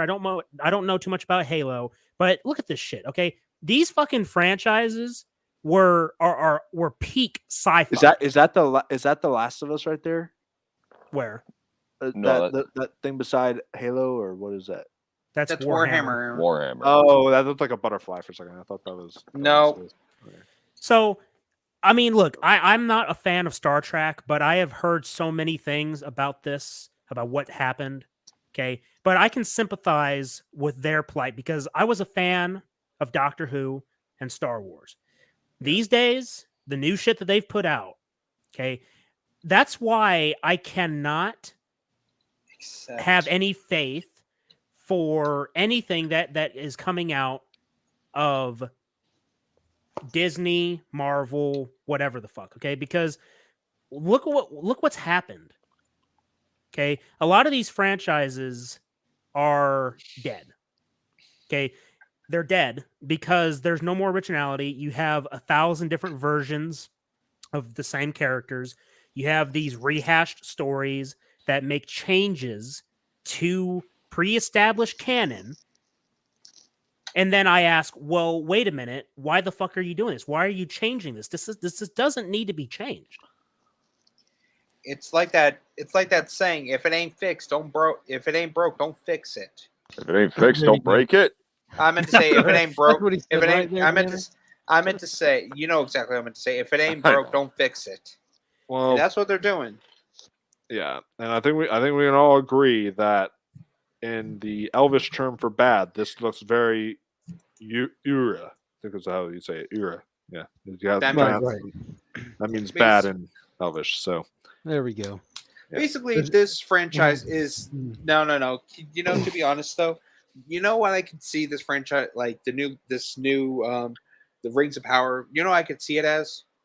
I could see it as Lord of the Rings. Like as a person, just imagine a person with Lord of the Rings over their face, in the middle of like tied to a post, and there's like standing in front of a firing squad of like different versions of like a firing squad of different of race diversity, politics and all that other shit, Yeah, like just right. being fucking executed.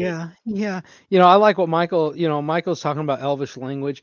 I think it's just not the language that we need to adopt. Why not just have the aliens appear? Then we can dispel all this bullshit about race, creed, color, and all this other shit. Culture is great. Don't get me wrong. But Yeah. you know what? When shit really, when the rubber meets the road and you have something new and fresh in your face that you never ever seen before, whatever that may be, man, because we've been set up for a long time. It would be interesting to know what's out there. But I like the idea of the language thing. Look, there's so much division that's going on by design, and this is not the first time. It seems to be like every 100 years or so, they fuck with shit. The powers that be, the conquer and divide element. So and we're all privy to that. And when you're privy and understanding what the hell's going on within your realm, it makes it much easier to navigate.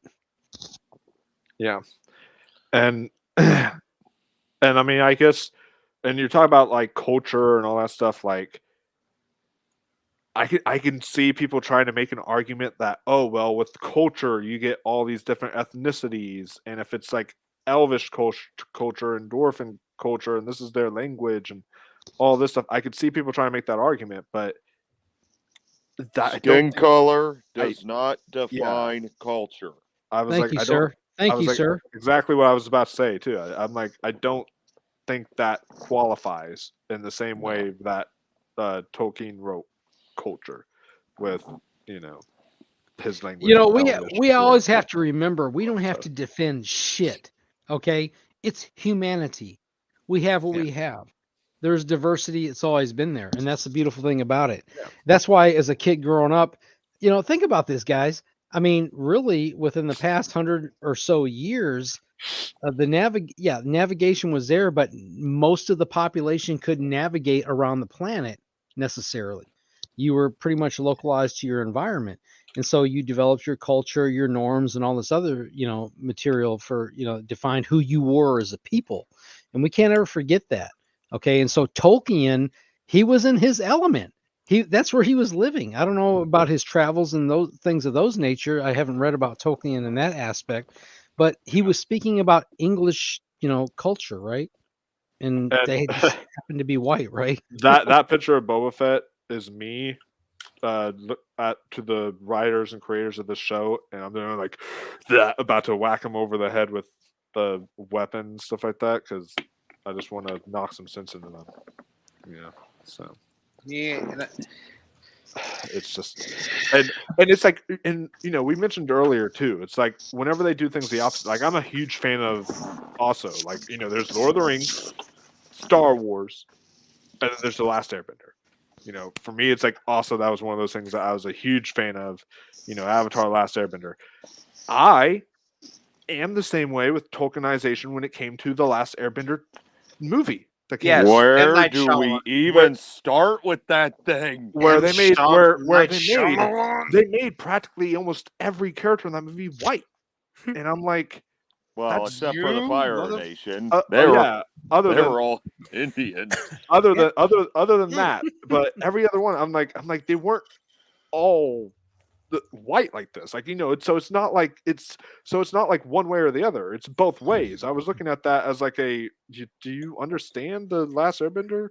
And look, and that's the thing that they I was changed having his name for fuck's sakes. Yeah, I mean, this is something that I was talking with my dad about a few days ago, that we've been so oversaturated with identity politics in our films that we cannot forget that we need to judge movies and TV shows based on their quality. Okay, just because it's not woke doesn't mean that it's not bad. Okay, if you have a movie that isn't woke, that shouldn't ultimately determine whether or not the film is good. Because if it's still a shit story, it's still a shit story. Okay, I said this with The Mandalorian. All right, just hold on. I said this with The Mandalorian. Season 1, there wasn't much woke politics in it. Okay. So when I judge the series, especially now with the added context of the Book of Boba Fett, okay, the show was mediocre at best. Just a way to sell more toys. No, they're not selling toys because the fucking toy aisle with Star Wars is what? Decimated. What, 4 feet long? 3 feet? 2 feet? It peaked in the late 90s. Like, let me tell you something. Oh, no. 2005. No. 2005. No, not the late 90s, man. Revenge of the Sith, 2005. I have a very distinct memory. Yeah, we were at Walmart, 12 midnight, opening night for Revenge of the Sith toys before the film came out. They had entire aisles filled of nothing but Star Wars. Okay. Oh yeah. These days, the fucking Star Wars is a hole in the wall. It's about 6 inches wide. That's what she said. It's like, by the way, speaking of toys, there you go. That's how you do it. I did not have time to grab them for this stream, but I have a whole box full of just like Lord of the Rings action figures and toys and stuff like that. Like I remember that shit back in the day when they were like selling toys and they were doing all that stuff, and you would like collect those, and those felt so fucking badass when you're just collecting all those, collecting like Frodo, Sam, Gimli, Aragorn, all those guys. You know what was okay? So I remembered that when Lord of the Rings was a big craze back in the days. I even remembered that Dr. Pepper and 7-Up actually had Lord of the Rings on the cans. Oh wow! I didn't because Caleb, remember that? Remember that, Caleb? Yep, we went to visit the Dr. Pepper Museum. We saw. They also had like the Indiana, like they had Indiana Jones on the Dr. Pepper cans, and I did not know that those were fucking collectibles. And I'm mentally kicking myself like, damn it, I should have started collecting this shit. But I'm pretty sure that if I drank it, I'm pretty sure it just tastes like shit though. But you're not supposed to drink it though. But anyway, they're collector's item. Mentally kicking myself for that now. Tell you what though, next time something like a big craze happens, like something really, really good, and it's a really big craze about it, and they come out on cans, I'm fucking collecting those. Yeah. I wanted to bring something up. I mean, since you did with the whole Star Wars toy shit, yeah. I mean, even because we still got Toys R Us in Canada, and I like to stop by. Yeah, wow. And I hear that they're trying to make. Oh, wait a minute! So many fuck I turds. know why. Well, hang on, let Danner finish his point, man. Caleb's reading my mind. He knows I'm hunting for Jeffrey. But seriously, you go to the fucking Star Wars toy aisle, it's just like there's just nothing there at all. It's just like, what the fuck? What is all this shit? And here's a comment I think Carter here will appreciate. If Power Rangers is doing a lot better with toys than Star Wars is today, damn, that might be a problem for Star Wars. Hey, don't you dare bash my Power Rangers. No. You're dealing with Power Rangers fans here. I love Power Rangers. Didn't you see what I just got recently, Wolfman? No, I did not yet. I need to. You're dealing with two very passionate Power Rangers fans, Carter and Danner. I'd say I'm more like a normie when it comes to Power Rangers. Like I watched it when I was a kid, but these guys are much more into Power Rangers than I am. Watch this. Amy Jo Johnson was my first celebrity crush. I'm a big Power Rangers guy. Okay. Damn. That is badass. Suddenly this turned into a Power Rangers stream, right? Oh yeah. Hey, this happens on a lot of my streams. It just becomes a Power Rangers stream, and I'm all. That's all right though, because what you're seeing are people that are passionate about their franchises, and that's something that is sadly missed. To get back to my point about the Mandalorian, the series was mediocre. The first season was mediocre. Hang on, man. The weaponization of race. No, I know that. I'm getting to that, but and also it's sad too. Whenever you look at the Power Rangers movie, and like that's something that was trying to revitalize the universe, trying to rebuild the universe. I just remember that now. And it does a better job than what the Lord of the Rings series is going to do, what the Star Wars trilogy did, what all that stuff did, and it never got to continue, unfortunately. But that fucking blows. But it did a better job than any of those, and it was just one movie, just one, and it did a better job. I'm like, I don't know, that's kind of. So my point is that because eventually this woke shit is going to go away, we have to remember that we need to judge these films and TV series on how good they are, the quality of it, not just whether or not it has woke shit, because the woke shit is going to disappear. I promise you. The pendulum is going to swing in the opposite direction because that is the nature of the universe. When one thing gets too extreme, the natural conclusion is that it's going to swing back. And we are so far up the other side right now, it's disgusting. Eventually, this is all going to fall apart because it's already falling apart. I'll use an example. Doctor Who. Their fucking ratings are dropping. They're dropping very bad. They're still getting their millions of views, but don't let that fool you. The ratings have dropped since they first introduced the female doctor. They've been dropping a lot. Okay. Yep. What do you think the ratings of Ring of Power is going to be? Just well, look, this is what I think. I think that there's going to be a lot of people that are going to tune in and watch it. Why? Because this series, like Marvel and DC, are catering to normies. They're catering to people that don't know the shit. They don't know the lore, and they don't really give a shit about the lore. Okay, they don't give a shit about the legacy of these characters. Galadriel, with how she looks, people don't give a shit that she looks like she's an armored up warrior. By the way, looked it up just now, and an article, just to clarify, an article that says the reveal of Galadriel as an armor-clad warrior may come to the surprise of Tolkien fans, that because the character has always been an imposing presence, but this show is changing her character. Is pretty much what it's saying. So it's she's never been a armor-clad warrior. She's been imposing, and she's been a fierce threat. Fierce doesn't equal. She's intimidating for who she is in the actual movies. Yeah. Yeah, I mean, you could say that fucking she creeped Gandalf me out when I first saw her. Yeah, I mean, dude, you could say that Gandalf is very imposing because he's fucking tall and he's a wizard with a big ass hat, but that doesn't mean that he's automatically a warrior that went into battle. Granted, we did see him in the Lord of the Rings films go into battle, but I'm just using that as an example. Badass, by the way. Yeah, I mean, just because someone says that the description is that they're fierce, that doesn't mean that they're a warrior that goes in the middle of a battle. Like they're not a soldier. Fierce doesn't equal a soldier. They're different. Okay, so well, hang on a second. Let me drop something in here. Let me back up just a little bit about the wokeness thing. Language is everything, right? I mean, we go through our lives and people speak things and cultures and, histories of people, we understand them by their language. Okay. So for me, understanding what the word woke means, you'll be surprised to know where that derives from. Okay. I know the new rendition of it is of the things that you guys have been talking about wokeness. It's actually a fucking joke, but woke, what's that? Go ahead. You know what? Here's what I think about woke. No, you're right, man. And it's so true because,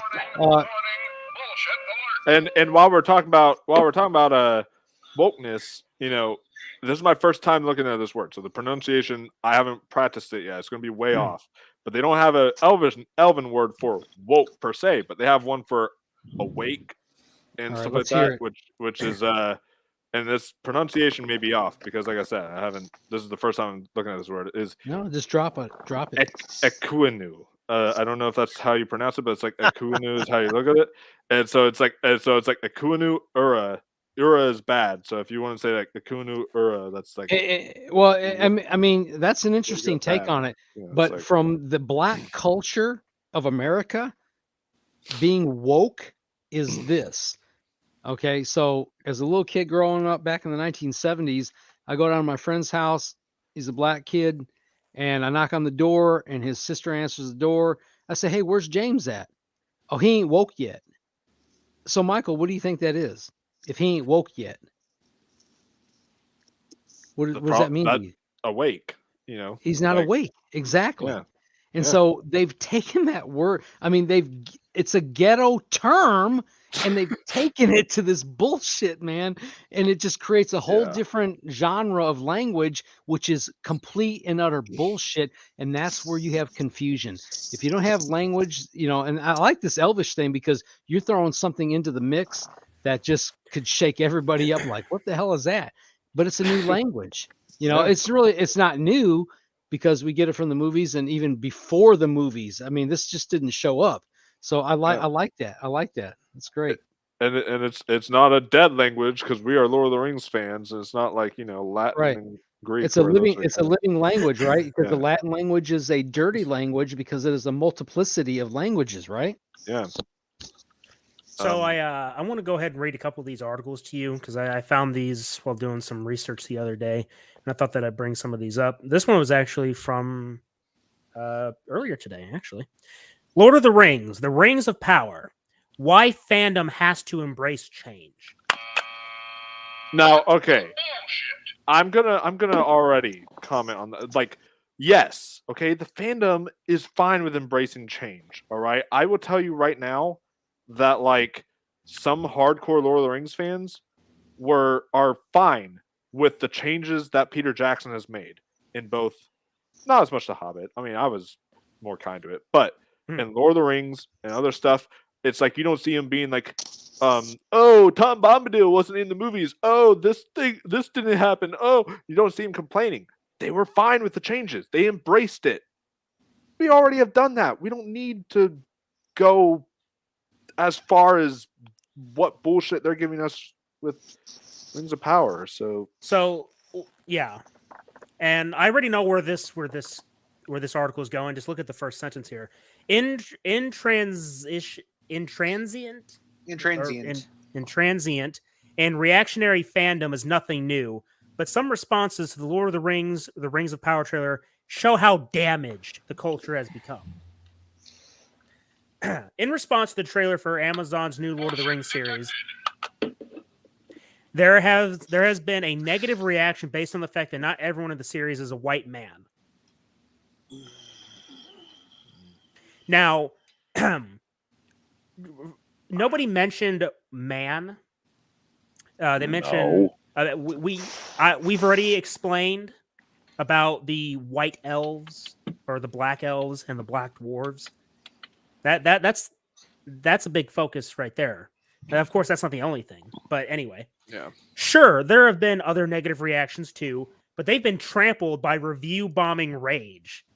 Okay, the series hasn't come out yet. What do you mean review bombing? When someone says review bombing, that means they're going to a website like IMDb or Rotten Tomatoes and just negatively, throwing shit at a movie. Like a recent example of review bombing was, let's just say Godzilla versus Kong. All right, there was actual people who went on IMDb and literally gave 1-star reviews to saying restore the Snyderverse. Like they literally just like a bunch of people did that to Godzilla vs. Kong, and before it even came out, they were just like doing #restore the Snyderverse because they were all into that, and I'm like, that is an example of review bombing because that's like, but or being a troll, I guess you could say something like that, but yeah, this is not. It's kind of. In particular, a lot of people have been posting a Tolkien quote to highlight their disgust. Evil is not able to create anything new. It can only distort and destroy what has already been invented or made by the forces of good. And this person says, which is frankly colossally lacking in self-awareness. So this idiot, this fucking moron, what's his name? Andrew Blair. This idiot is thinking that he's being clever. And when whatever Tolkien fans have been mentioning this quote, okay, because we can flip this fucking script as many times as we want because he wants to flip the script on what these people are saying when referencing this quote, whereas we can also do the same fucking thing to these idiots that are making this Lord of the Rings series. Can't we? We can just flip this fucking script all day. And at the end of the day, it's not productive. We already know what we know about this franchise, okay? And it gets back to one of the topics for tonight, that why story lore matters, why following it matters. Why does it matter? Because you have to remain consistent with your storytelling, okay? And if you're taking something that isn't yours, okay, Tolkien wrote what he wrote. And you have multiple different people that have adapted those works. You had animated movies based on Lord of the Rings and The Hobbit. And of course, you had the Peter Jackson films with The Hobbit and Lord of the Rings trilogy. Okay, but you already heard it from from Peter Jackson himself. He said that they made sure to not inject their political agendas or anything like that into this work. Okay. That is the best approach that you can do when you're taking something that isn't yours. You're adapting somebody else's work. The least you can do is to have respect for that person's work when you're adapting it. Yeah, but exactly. the colossally lacking in self-awareness, this jackass here, that's what you're lacking. That's what these people that are doing this series, that's what they're lacking, because they're injecting their political message. Diversity. Okay, whether or not you're agreeing, look, diversity is something that is already in our world. It goes without saying that nobody has a problem, for the most part, with diversity. It's when you're forcing it into places that it doesn't need to be in. Okay, let me give you an example. Do you think that the small population of white people in, say, Japan are complaining about the lack of white representation in Japanese film? Do you even hear about it? Do you hear about it on any news sites whatsoever that white people are complaining about lack of representation? It's not fucking there. Never. By the way, you know who who really did write in diversity? It's in a different sense. It's not in the you're colored, so that's diversity. Tolkien. He wrote exactly. He wrote a diverse cultures. He had the dwarf culture. He wrote diverse women in that culture that had beards, that had stocky figures, that had all this type of stuff. He wrote It can be badasses. He wrote elves, which was another diverse group that was entirely different from the dwarfs, and how they would how they looked and how they would project and all that. So he wrote all this different diversity. He just didn't put a color to it. He's just like, I can make culture itself diverse. I don't have to slap a skin tone on it in order to make it that way. So yeah. So I'm going to go and continue. The Rings of Power is an adaptation of the written word into a visual medium made in the third decade of the 21st century. It is not going to match books written in the middle of the 20th century in the same way as Peter Jackson's films do not match the books. Adaptations are affected by the change in medium and the context creative decisions are made in. They do not alter the original text and often increase its availability. Right. Bullshit. That's why 20 it's so years important. That's why it's so important to know that the things that you know to be true and apropos, that you project that into your progeny, whatever that is, family, whatever, and to carry on the truth. And my big thing too is like, apparently Tolkien's son and stuff like, and the kids, like, they own the whole rights right now to Lord of the Rings, because obviously that's his kids. And I remember they kind of made a deal. They're like, yeah, we don't want you, Peter Jackson. After he did The Hobbit, they were like, we don't want you working on our father's, works anymore. Stuff like that. Wow. I remember them kind of doing something like that. And I was like, because, he disappointed some fans with what he did with Battle of Five Armies and stuff like that. Yeah. But then I was looking at stuff like, to where I'm like, okay, did they give permission? I just don't see that they really truly care for their father. I just don't see that they would at all accept this. And there's just coercion going on there, I'm sure, in the background. Absolutely. I'm sure they're wondering, like, what the hell? Like, because they realize this isn't, if they were mad at Peter Jackson for not adapting their father's book, like with The Hobbit properly, like, imagine what they're going to be like getting this and knowing it's not based off the Silmarillion, it's not based off anything. Right. That's all own thing. Right. That's all lawyerly BS, in the background. Yeah. Yeah. 20 years ago, there was a similar backlash, including from Teenage Me, when Jackson's films made Arwen a more prominent character than in the books. Looking back, I realized my objections were based on ignorance of Tolkien's appendices and of the adaptation process in general. Unexamined sexism and entitlement. So look, I mean, look, if the beginning of this article didn't already tell you everything you need to know about this jackass, then this is it right here. Looking back, I realize self-projection. My objections were based on ignorance, unexamined sexism, and entitlement. Whatever the fuck that means, and whatever the fuck relevancy that has. I mean, fan reactions have undoubtedly become more extreme since Jackson's Lord of the Rings film trilogy was released. And they started off aggressive. The positives that can come with fandom, community connections, creativity, don't counteract its negative sides. Bullshit. Yeah. Are you ignoring the increasingly destructive elements with a kind of toxic positivity amounts to a suspension of critical engagement and an unwillingness to process difficult truths. Wow. There's a sense. I don't Go like ahead. this guy. No. Just saying that out front. Yeah, I just don't like him. Nobody does. There's a sense of a fan's identity being tied up in something make-believe, making a criticism of their favorite stories a criticism of them as people. For example, despite Tolkien's vehement anti-racism, there are issues with his mythology, his equating the dwarves with Jews, including linguistically was intended positively as a representation of disposed people, but he also described their tremendous love of the artifact. In a 1965 BBC interview, which is a common anti-Semitic trope. Some people regard pointing this out as a personal attack and attempt to stop them from enjoying something they love. As with fandom, ignoring the negatives of something doesn't stop them from being present. This sense of fan ownership and attachment isn't a new phenomenon.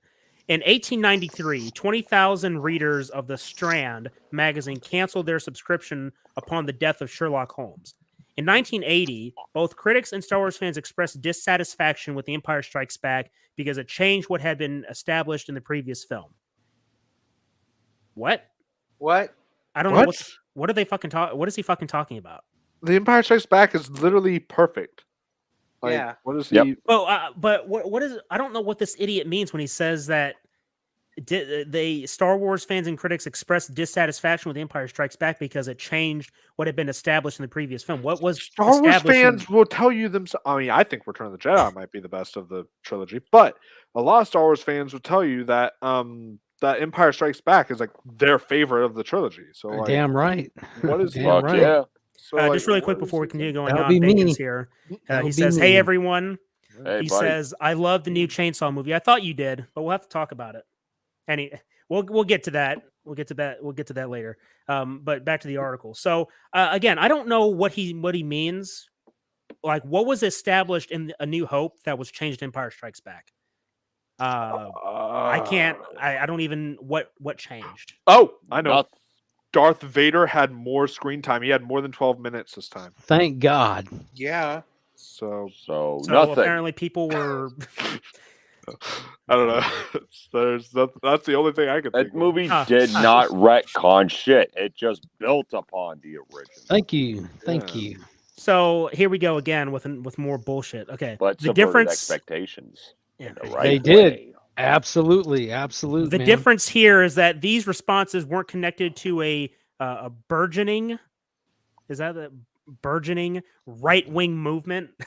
Which Oh my is where God, we what find the ourselves today.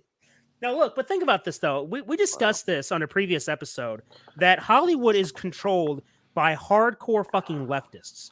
And because that is the reality of the situation, they have been able to control the narrative coming out. Okay, when they fired Gina Carano, they faced no backlash. Disney. Why? Because Hollywood's got their fucking back. Because Gina Carano wasn't a hardcore leftist like most of the fucking idiots are in Hollywood, you get the result that you fire somebody for having something that's not a hardcore leftist viewpoint, you're not going to face backlash. If you say something along the lines of Black Lives Matter, your job is secure with Hollywood because they won't crucify you because you've already drank the Kool-Aid. You're inducted into their cabal. By the way, you're gonna die. fine. Oh, You're gonna die. by the way, I actually know. I've talked to a couple people in the industry, in the business, and stuff like that, who are kind of, I'm not going to call them out because obviously that'd be stupid, but they're kind of faking, I guess you could say, their like hard leftist attitude, because they are literally, they told me, they're like, I'm afraid to say anything. Like if I say something against them, I'm going to be blasted. So like that's why they were saying like that I have to kind of do this for show. But you know what? So they're kind of acting that way for show because it's like they can't. Right, they don't want to lose. Yeah. Here's the thing. But can Gina just sue Disney for discrimination though? Because she was because not only did she get fired for having an opinion though, she not like I said though, Pedro Pascal, he got off scot-free because he made a post like mentioning 3 different parties, and Gina Carano didn't mention anything. She got fired for it anyway. Right. The question is, what documents did she sign off on to say, not to be able to speak out or what have you? Here's the thing. I don't know. Here's the thing. These people know? that are still in the industry, no, I don't. And to be honest, we probably won't know, because apparently, this is what I remember from when it was announced, that Gina Carano found out she was fired through social media. They didn't even call her up right away. That's what happened with James Gunn too when he got fired and stuff. That was like over social media. It's like I got a funny thing about James Gunn. It's the we'll talk about it later, but it's the stupidest thing. And speaking of Star Wars action figures, I now regret there was this Gina Carano action figure from Mandalorian that I saw one time, and I regret never buying it. I saw it there. I was like, that thing probably cost a fortune, and I was like, I didn't buy it. And I regret that now because I'm like, me too. Yeah, because I'm like that thing. If you keep that long enough, dude, and you sell that thing will make you a profit. Like, I'm just saying, They Hasbro stopped printing her figures. Yeah, there was a whole they stopped it. But yeah, no. But what I wanted to say is these people in the industry that are staying quiet or faking it, it's time to break out. I know it's easy for me to say because I'm not in their position. With that said, the problem is that this has gone too far. Okay. And it's not going to stop until we say enough is enough. Yep. And that is something to be said for a lot of things, especially going on in the real world. You guys know what I'm talking about. Yes. This shit stops when you take a stand, when you say enough is enough. And say no. Yeah, in the words of Nancy Reagan, just say no. Yeah. And it's like, I find it funny too. You talk about all these leftist people. It's like they are so quick to assumptions. That's one thing I've noticed too. Like, I will criticize something like this, or I will defend Gina Carano, or I will do something like that, and they automatically assume that I am Republican or that I am conservative. They automatically do. They're like, "Oh, okay, you MAGA wearing Republican, conservative type person," and I'm like, "We experienced that." And I'm like, I tell them, hey, libertarian, look it up, because I'm libertarian. I'm not either Democrat or Republican or conservative or liberal, whatever it is. I'm like one of those third party weirdos. The Switzerland type, the gray types. Yeah. Go ahead, Michael. Finish your point, man. But yeah, I'm one of those, like, what people would call those third party weirdos, where I vote for someone in that third party, and they're like, oh, well, you just wasted your vote. It doesn't even fucking count. And it's like, someone like that, and it's like, it's so. Yeah, what it is this is beyond marginalizing. Okay, this is about shutting down. This is a Marxist, Leninist, fascist, socialist, ultimate communist movement. And when you look back in history, Germany is the great teacher of what happens to a people who happen to be like 99.9% white, being broken down. And I'm telling you, you got to go back and look at it, watch it. There are elements on YouTube to educate yourself about what happened back then. And it's not beholden to the skin color. They just happen to be white because they happen to be a white nation. Okay. And this is how they shut people down. It ultimately entered communism. Okay. And those saying too, speaking of Hitler, those who are calling Trump fucking Hitler and comparing him to Hitler and all that stuff, I'm like, you shut your fucking mouths. Y'all don't know jack shit. I'm just saying, like, no, it's true. Yeah, and let me He's tell got you, his own fucking problems too. By the way. yeah, and let me ask you That's something. true. How? Yes. Oh, excuse me. And how are you comparing, like the 44th president, the 45th president to infamous dictator? Like, okay, let me give you comparisons though. Like how they're different though. Adolf Hitler, he rounded up a bunch of people that weren't of the Aryan race and put them in camps and concentration camps, or just had them executed. Donald Trump, he founded people that were either illegal, who come to the country illegally by swimming across the border or jumping the border or sneaking in and stealing jobs, who are illegal. They would be detained and probably Terminator Dark Fate. Oh, shut up. That will be. Come on, don't remember that movie. Yes, remember how yes. they fucking got there? Yeah, fucking jumped. Yeah, they would get if they were. Are they border jumpers? Is that what you're saying? Oh, that's what Yeah. the leader of the resistance wasn't she? The new leader. Didn't they even say a line in there about like making America great? Or I don't know. I thought something like that. But it was there. Anyway, I don't it know. was heavily I never implied saw it. in the story about Yes, the but fucking anyway, They border never saw it. jumpers and all that shit. Yeah. Anyway, as I was That's a saying good though, one. like compared to Donald Trump, though, what he was doing, he was capturing illegal immigrants, illegally cross the border over here without proper documentation and Right, everything. right. He's Just capturing them, Look. putting them in these holding pens, and then he's going to ship them back to Mexico. And not to know that 90% of these illegal immigrants are part of the fucking drug cartel. It may not be that number, but And- just remember what Michael's saying. Okay, he's explaining to you about what's going on with marginalizing on one particular entity and demonizing it. Okay, don't forget what he's trying to say. Look at this. Okay, look, let me. Yeah. Lord of the Rings has already been co-opted by the far right. Bullshit. Despite Tolkien being on record as hating, what is that? Our Epithet. Hating epithet. What even is that word? Or Image. I don't know. Apartheid. All right. Get a dictionary, man. You guys need to get the language down straight. Okay. Apartheid. It's okay British to be and educated American live on TV. imperialism in the Far East, raging against Nazis and their interpretation of his work as an Aryan allegory. He was asked by German publishers in 1938 if they could translate The Hobbit, but Tolkien was told this was his conditional. But this was conditional on his proving he had Aryan blood and no Jewish ancestry. His reply was withering. This has continued to be the case. In 1970s Italy, there were Hobbit summer camps run by a burgeoning right-wing movement who marketed themselves as not your father's fascists. A sense of traditionalism, of restoring the apparently glorious past, drove them and connected them to Tolkien's work. And unfortunately for Tolkien, there are parallels to be made. Fans of Tolkien include Gianluca Cazzari and Anders Breivik, both racially motivated murders. Varg Vikernes, a black metal musician, murderer, anti-Semite, and scientific racist, i.e. someone who misapplies science to support their racism. That's 1800 stuff, right? Because Tolkien wrote his stuff in the 1800s or early 1900s, right? Yeah. Yeah, he's referring much earlier, which is very important to read. That's good that you said that. Go ahead.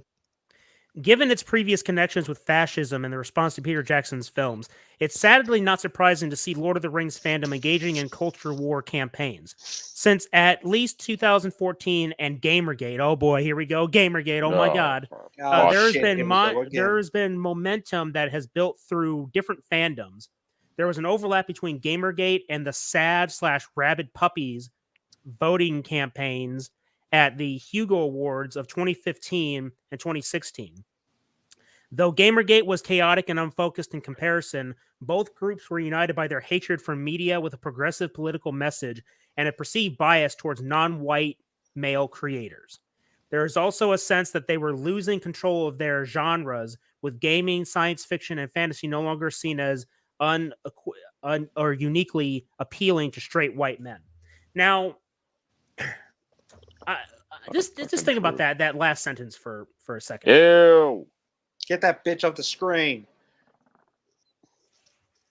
Get that hoe. That hoe gotta go. Before we continue, we got J-Man from J-Man's Movie Cave. How you doing, man? For those who don't know, J-Man is one of our lovely Patreon supporters, so thank you very much, sir, and welcome to the War on Pop Culture. So, for as long as I can remember, and you know what? I think that my dad can attest to this even more than I can, because he was there during when Star Wars was in its infancy. He saw the shit for himself firsthand. Okay. He grew up as a minority in an all black neighborhood.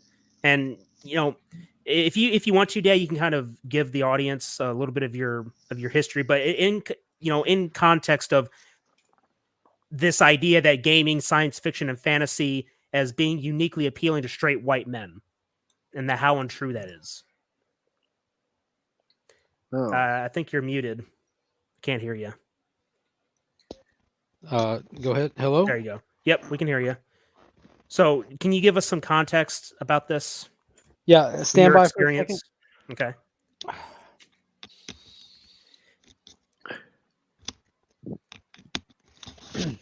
Yeah, of course, back in the early 1970s, it was a different world back then.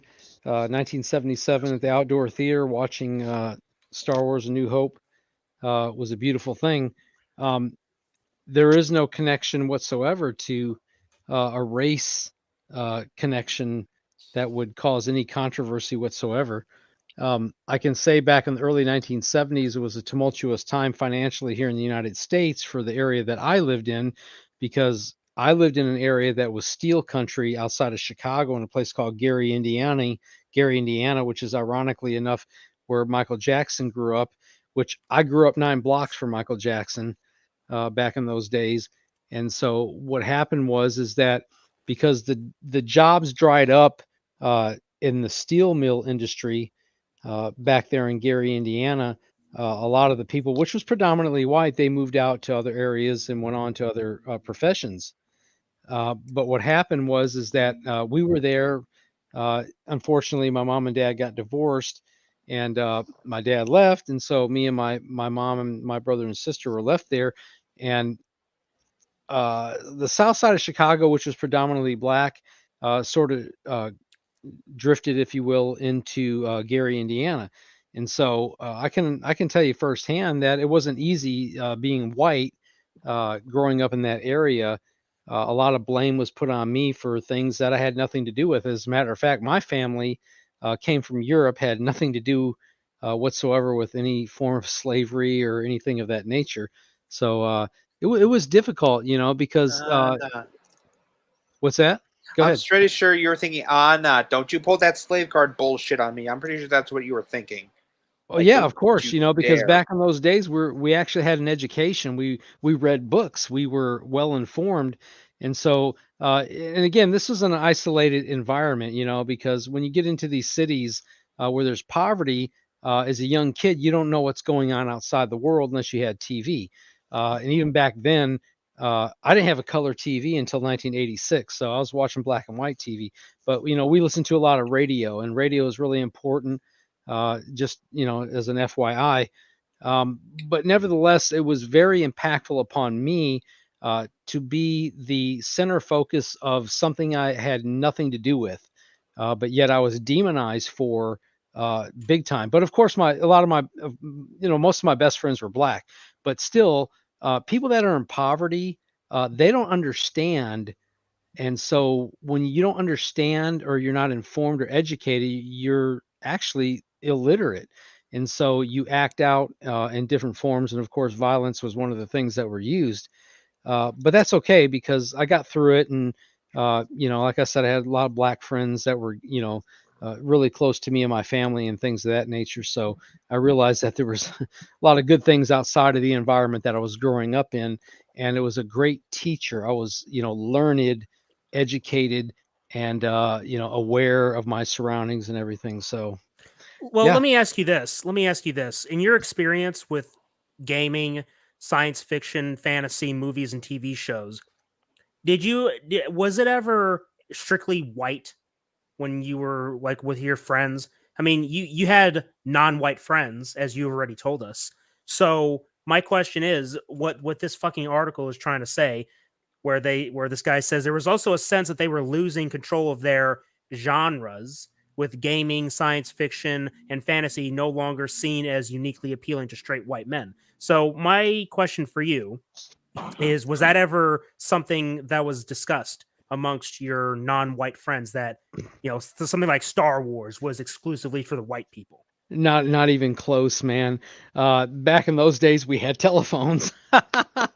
And so my black friends would call me after we watched these movies and stuff, and we could care less about the skin color of anybody. It was about the entertainment. It was about the actors, black and white alike, And so, yeah, none of that bullshit was going on. It's a fallacy. It's all set up for conquer and divide, and it's to cause division. Okay. Yeah. I mean, look, man, here's the thing that you can't change. You can't change what people don't like about other people, whatever their skin tone is, their religious background, their employment. I mean, you had rich black people, believe it or not, in my area. Or I don't want to say necessarily rich. They were well off, where my black friends would say, "Oh man, they would make." I want to say they would make complaints about it, but there seemed to be this animosity about people that were succeeding, which is really a negative thing, because everybody has an opportunity to succeed in their own right, and no matter their skin color. But believe it or not, most of the attacks are color on color, believe it or not, which is interesting too. So, didn't have those problems, man. We didn't have those problems when it came to movie making. In the material that we watched. Your enjoyment of pop culture wasn't strictly a white thing. Most people that you hung out with, and other people can probably attest to this in their time. Hell, you look at the opening for Star Wars. How many non-white people were there too in California at the Chinese movie theater there? There were many different people that came to enjoy Star Wars. So this idea that things were strictly enjoyed for white men. Yeah. Again, it's so stereotypical, because you hear that term so many times, don't you? No matter where you are. I'm pretty sure you can attest to this, Dan, or they're up in Canada, they're probably still spewing this, oh yeah, straight white man bullshit, right? Blame the straight white man for something, right? Oh yeah, they do, all right. Or just say white supremacy if you support the truckers. Right. Yeah, I'm gonna tell you what, man. Ultimately, in the end, I don't owe anybody of any skin color anything else than I would owe anybody else, and it's called respect as a human being. Okay, it's absolutely off the charts. What the so-called powers that be within the media and political realm are trying to orchestrate, and it's really not effective. It's only effective to the ignorant and the uninformed. When you're informed and you're participating in things, and you're actually doing some research and study for yourself, with the available media that's available to you people today that we didn't have, all the shit that we learned was off the streets. Yeah, there was some TV, but what was it? ABC, NBC, CBS, PBS. That was pretty much about it. We didn't have cable TV until 1986 for me. Man, so this is all bullshit, man. People are being set up and being deceived, man. So, get out in the streets, talk to your neighbors, know your neighbor, because people are being isolated, man, and that's what causes division. The division is because of fear. Fear is of what? Of the unknown. Okay, and so this is nothing new. Back 100 years ago, when there was no internet, everybody was on a horse or donkey or a wagon. If you were lucky, everybody else was walking their ass around the fields to get from point A to point B. Look, human relations is the same today as it always has been, and that's called getting to know your neighbor, creating a relationship in whatever capacity you can, man. This is all manipulation. Their shit, the Hollywood shit, the media, the political structures, this shit is coming to a fucking end. So we all need to just pile on in and start our own shit, create your own original material, man, going forward, man. Bingo. We got Kyle in the chat saying congrats on 54 subs. Thank you, sir. That's Yep. something that's just recently happened because last time I checked, we were at 53, so we got a new subscriber. So to whoever you are, thank you for subscribing. Hope you enjoy your stay. Absolutely. So let's continue with this fucked up article, shall we? Yeah. Fuck You you, guys remember bitch. her? Fuck you, Dude, bitch. isn't she great? She's the bestest ever. Bullshit. She, even she by the way, agrees right here. Look at this girl. Did y'all hear the news that like they're working already on like another Star Wars trilogy? God Like, damn it. It's gonna really? like supposedly that's like the rumor is that they're like trying to work on another like an official episode like 10, 11, and 12 sort of. You And have they're- done enough. and, Leave it and, the fuck alone. and I'm like, it hasn't even been like, at least give us time and like actually plan out a trilogy. It hasn't even been like what 5 years. It's not even been that long. It's like only been like a couple years since the last one. It's You like know, I think. I'm sorry. Go ahead. it's to me. It's like that's just oh my god, that's so dumb that they just are wanting to. You have more stuff you can do in Star Wars than the Skywalker saga is done. It's dead. I don't like how it ended, but you can't go anywhere else with it. So just like stop. But look, man, don't forget the past, man, because everything was built on the past. It was legit. It was good. And people argue about, the prequels and all that stuff. But this shit going forward, 10, 11, and 12, is disgusting. The Book of Boba Fett has fucked everything else up. We know where they're going with this bullshit. And I'm just completely antithetical to what's going on. Well, hey, doesn't Kylo Ren tell us to forget the past and to kill it? No, no. He says, "Let the past die. Yeah, let kill the it past if you die. have to." Kill it if you have to. Yeah. A destroyed character, by the way. Now, Destroyed now watch, character. because it's funny that we're mentioning the Star Wars trilogy and having her fucking face there. Because look, A bitching character. let's see. This really started. It really kicked off for most people with Ghostbusters 2016, Oh. and this idiot here even. I know where this is going. So this guy says this feeling further solidified around the 2016 Ghostbusters reboot, a film that established a new continuity with female leads rather than revisiting old characters, Okay. due largely to Bill Murray's reluctance to film any of the proposed sequels at this point. And guess what was the more successful one at the box office? Afterlife. Ghostbusters Afterlife. I wonder Damn why. straight. Before the film's release, there was a coordinated effort to harm its marketing and internet presence by downvoting trailers and listings. The fucking trailer was so heavily disliked because it was an awful trailer advertising a crap movie. Yeah. It's Man, not. fuck all this shit, man. Are we not allowed to dislike anything? Is that what this is? Not if And it's if, black. hey, if that's you're what it gonna seems like. complain about that, you know, I had more dislikes than that trailer that year. What? What was Call of Duty Infinite Warfare. People Wow. saw That's that, true. and they were saying what the fuck's what is Call of Duty in space? What is this shit?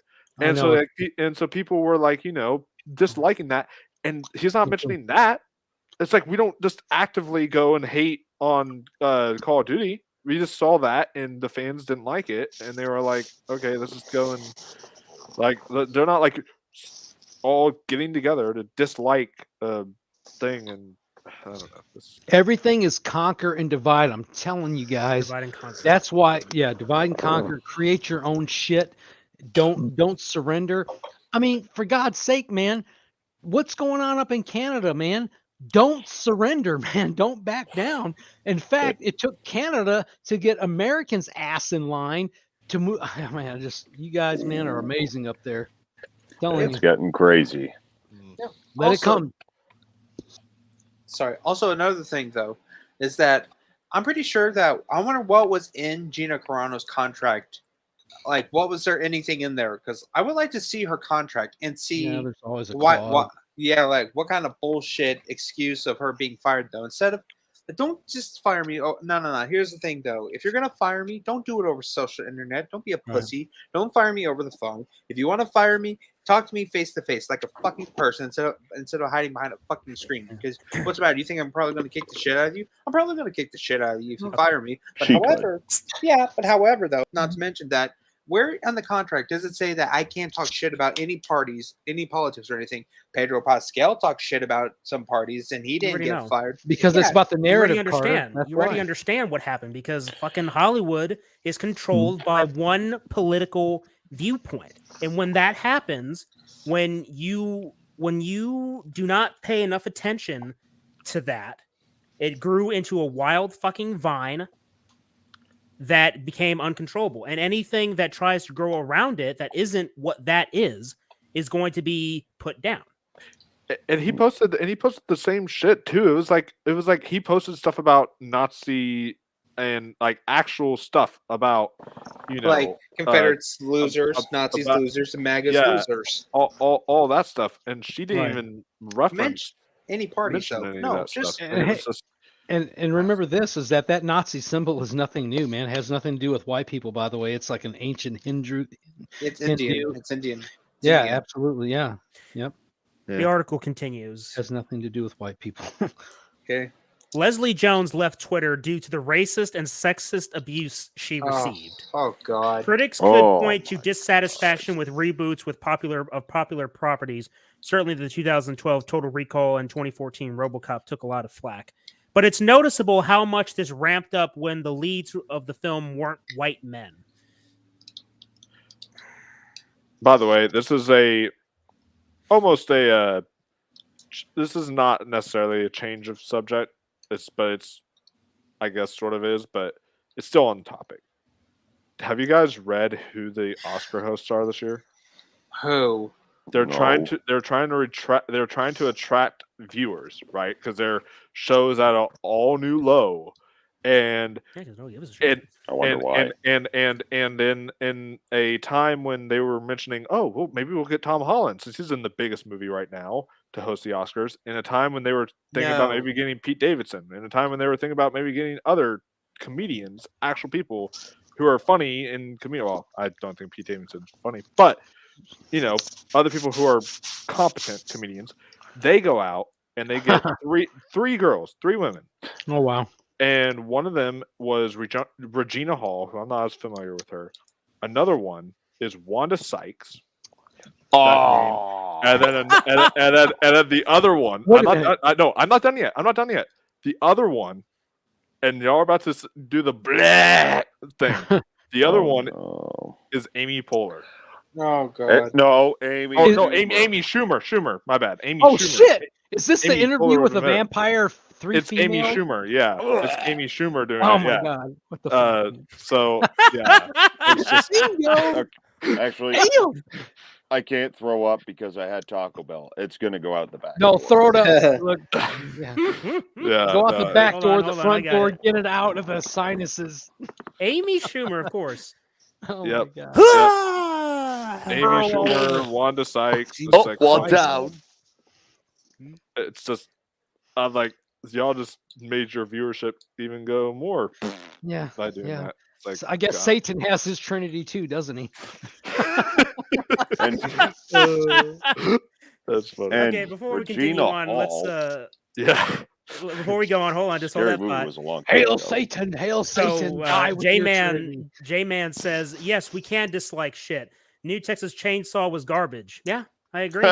I watched it and I said it was garbage too. I really didn't like it. Like guys, Never seen y'all it. need to calm Not going down. to. Either people think that it's like people think that that's like the greatest movie ever because it's like because it's freaking they like the franchise. And I'm like, you can like the franchise, but like, and it's the next big horror release. I'm like, it's kind of Holy crazy Jesus. that The movie was average and it had a political message in it. I mean, the political message in that film took me out of the film. It's like the film barely started and I was already just like, okay, this movie is shit. We'll talk about it later though. All right, let's continue on. The recent Star Wars trilogy also had similar campaigns waged against it. The Force Awakens was criticized for Rey, the new lead, being a Mary Sue, which resulted in a response suggesting double standards for female leads and male leads. Okay, here's the funny thing. This idiot doesn't go any further with this, okay? He doesn't explain what a Mary Sue is. He doesn't explain the point of view like that of the bitch people ain't that got were no flaws. saying what a Mary Sue is. That's the context is important. Context is always important. Yeah. Okay. Because we look at Alien.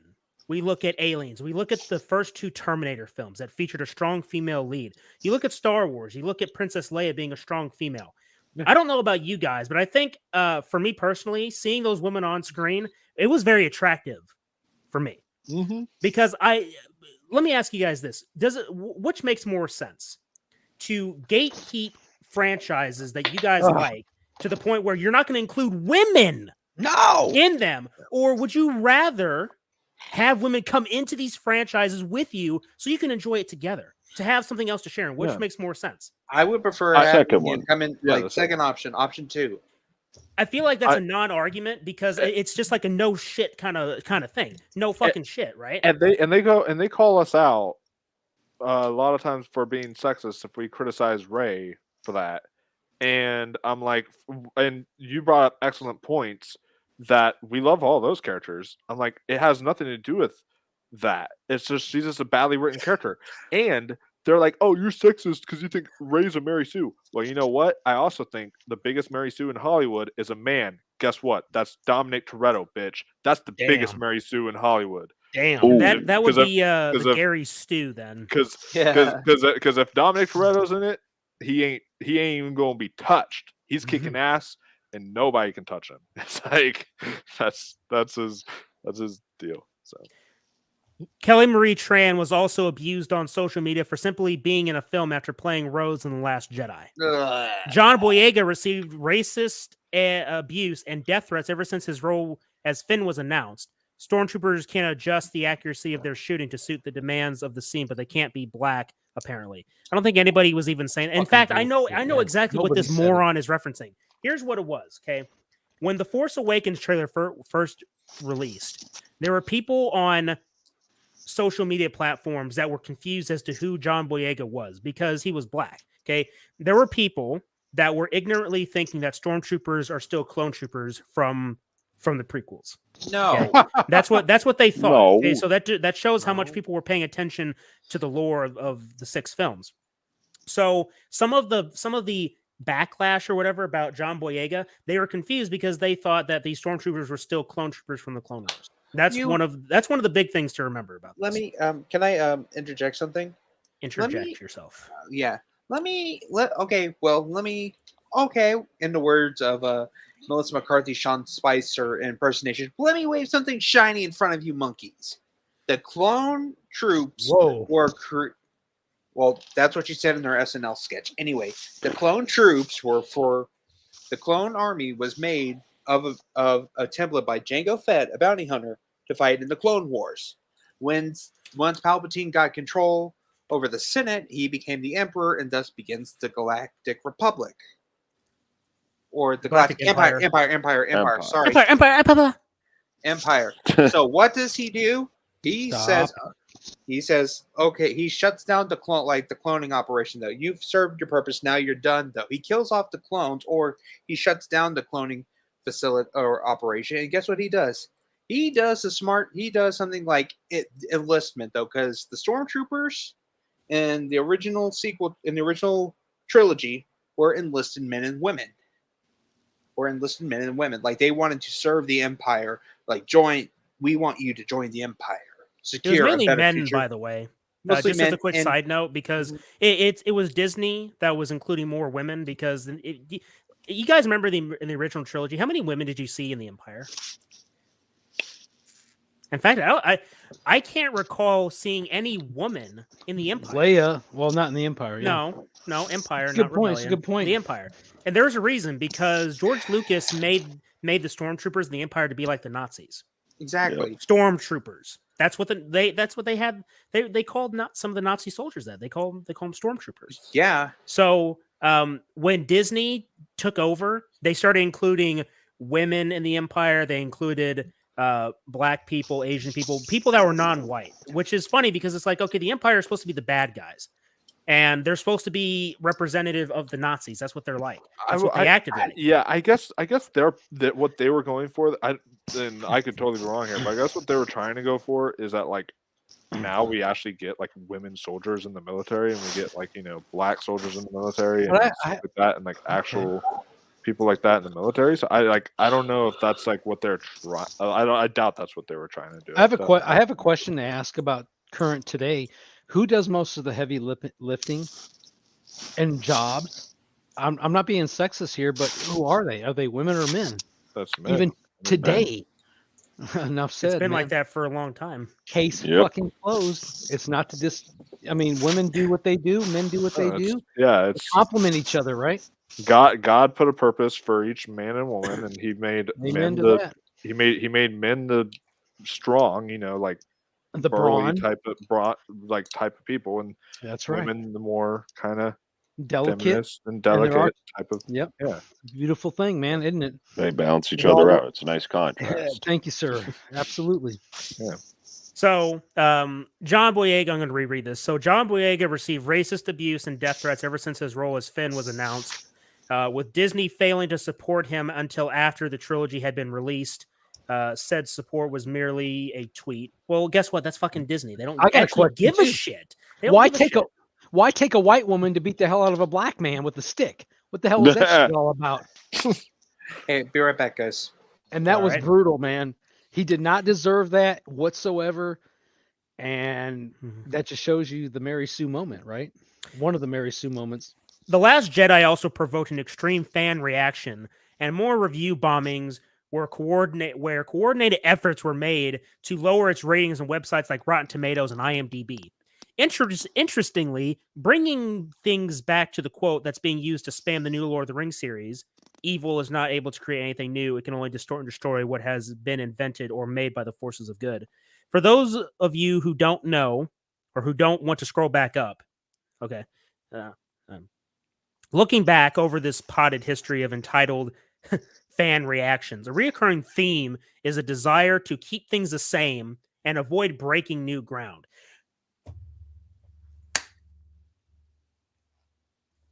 What? Now, just watch. Hold on. Looking back, this asshole wants to talk about the lack of self-awareness and what's being said. Looking back over this potted history of entitled fan reactions, a reoccurring theme is a desire to keep things the same and avoid breaking new ground. Here we go. For the umpteenth time on this series. That's what she said. Motherfuckers, Marvel and DC, have tokenized pre-existing characters from here to Kingdom Come.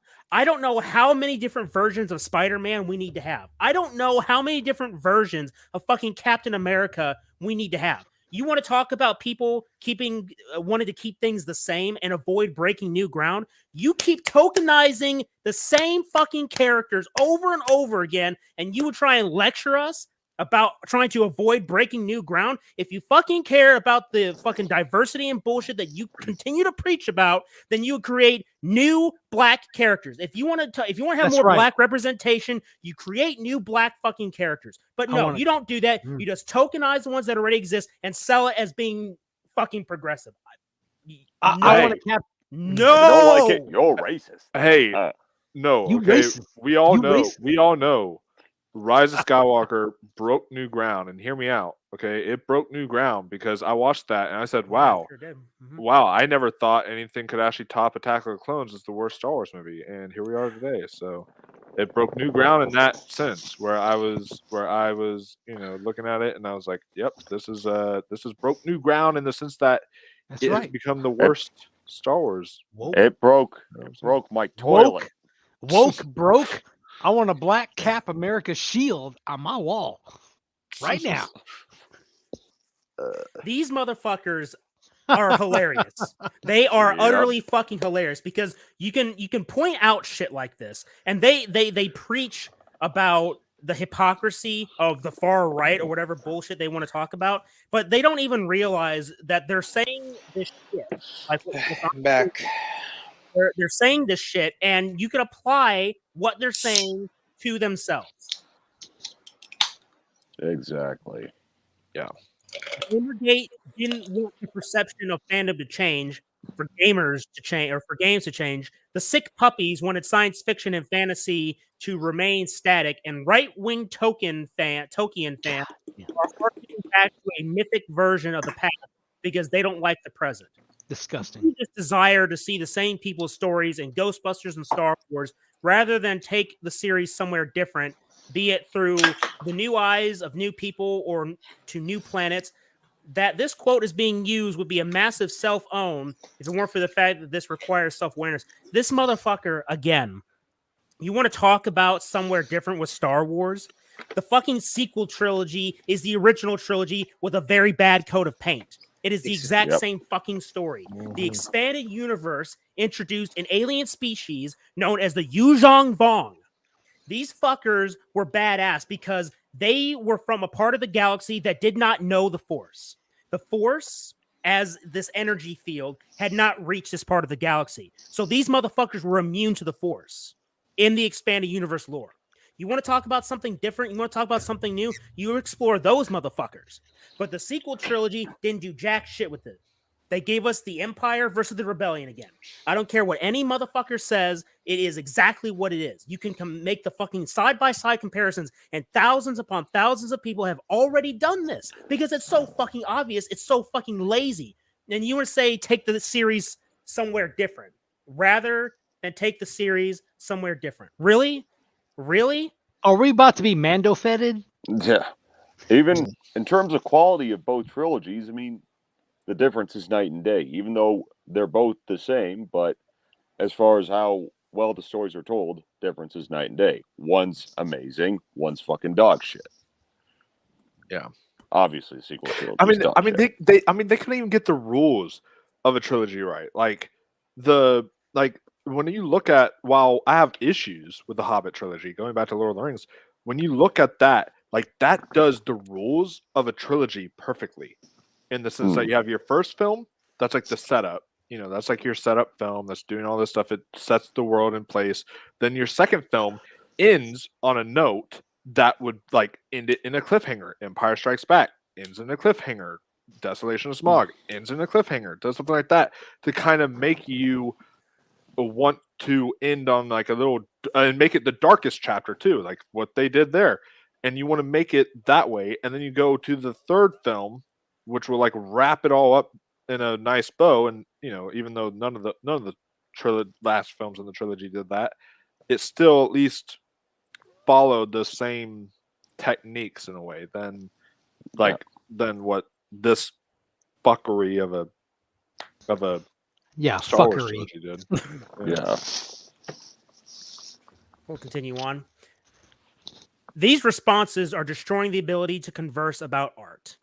It's becoming harder to have a discussion with the constant thrumming discourse permeating every exchange.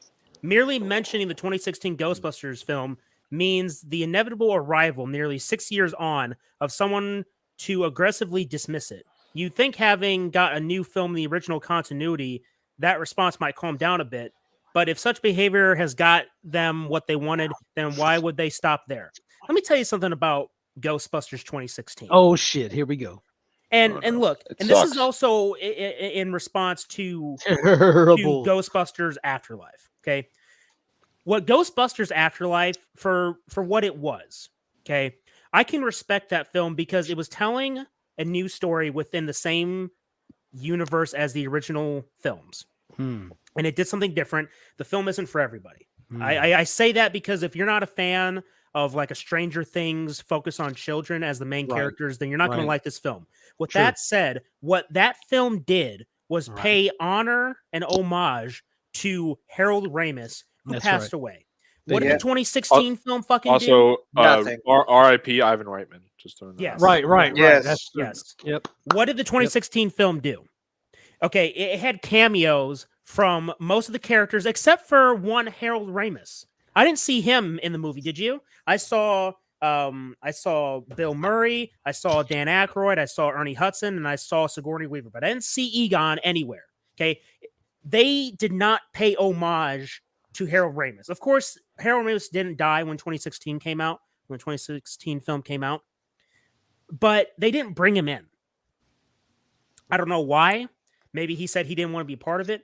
But when the fucking director of the 2016 film gets on Twitter to complain to Sony about not having Ghostbusters 2016 in that really cool Ghostbusters Collector's Edition pack that includes all the films except for the 2016 film, his fucking ass, instead of having proper paying homage to Harold Ramis because he fucking died, okay, he complains about his film not being in that pack. And his defense is like, we won a Kids' Choice Award. Why are we not? Fucking idiot. I was like, yeah, Kids' Choice Award, the most prestigious award in history. Woo! Yeah. Come on. Yeah, he might as well have gotten the Drag Queen Award, right? And unfortunately, they actually did they did include it, but only as a digital copy. Yes, that's look. Okay, this is that fucking film, Ghostbusters Afterlife. It did something beautiful. It did something very beautiful that it got me tearing up a little bit because I loved Egon. He was one of the best parts about Ghostbusters. Okay, he's one of my favorite characters. I mean, I love all the Ghostbusters. It's just, when he died and they couldn't do a fourth fucking film or a third film, a proper third film. Okay, I look back on our review of our watch along of the 2016 film. I was disgusted. I hate that film, and this fucker mentioning this bullshit. Ghostbusters Afterlife, not a perfect film. Look, it honored the memory of the spirit of the original series and didn't disrespect the fans while doing it. Just as a side note, I want to say, me and Caleb, we met Ernie Hudson back in, I think it was 2014, right, Caleb? Yeah. Ironically enough, I know this seems to be dated, but 2014 was kind of weird. When we went to the Comic-Con in Austin, we met Ernie Hudson. When they did the photo op, the person that took the photo for Ernie Hudson, they had a Polaroid camera. That's dated, right? Not really. 2014. That's awesome though. We have it. We still have it. I love it. Exactly. I love that photo. Yeah, I love it. And Ernie Hudson's a really down to earth guy, and of course a great actor. And it was just a great time together. It was really beautiful, man. Oh, that's awesome. The tactics of spamming and overwhelming conversation have been in place for some time now. And we should stop pretending that everything's fine just because fandom has the odd, cute story about someone crocheting a Rancor beast. There's a significant portion of fandom who are not in a position to be reasoned with. Really. Report them, block them, move on. They cannot create anything new, only distort and destroy what we already have. Fucking bet. I bet. What's this motherfucker's name? What's his name? Fucking Andrew Blair. I got you. Bitch. All right? Cheeseball bitch. We got you. They cannot create anything new, only distort and destroy what we already have. Fucking bet. Remember the name Echo 115, motherfucker. Remember Echo 115. I'll show you what I can do. Bet. Well, we could show you. Lord of the Rings of Power arrive on Prime Video on September 2nd. I like how you said that. In that final voice there, it's like I just imagine that in my head. I'm sorry, I got a little heated there. No, but it just he says that we can't create anything new. Really? Bullshit. Fucking bet. Dude, watch an indie film. Like, you know what I always go to? I always go to this. Okay, so one of it borrowed tropes off of other buddy cop films. But when people say, "Oh, originality is dead in Hollywood," this film came out nationwide in theaters. People were able to see it, and no one paid their ass to go see it because all they see is just rehashes and remakes and all that shit. There's a film that is an absolute brilliant film from Shane Black called The Nice Guys. I always go to that when I look at originality in film. And I say that is an original film, not based on any IP, not based on anything. It was something that was new and refreshing. It was a buddy cop film. We've seen those before, but it was something that was new and different, and nobody went to go see it. Nobody. It bombed. I was like, stop making me feel bad about myself. You have any idea how much I regret not seeing that movie in theaters? I saw it opening night. I was there opening night, and I was. The newest thing that it gave us was it gave us one of the most interesting things I ever saw. A comedic performance from Ryan Gosling. I did not expect him to be funny. I know, right? That was I mean, I love the guy, but damn. I got one more article that I want to read off here.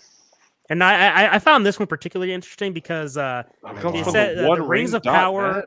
Oh yeah, you want to talk about fucking toxicity? The OneRing.net has been censoring motherfuckers, blocking people on Twitter because people have been calling out their bullshit shilling for Amazon and their new fucked up series. I used to follow them a lot, and now I'm just Fuckazon.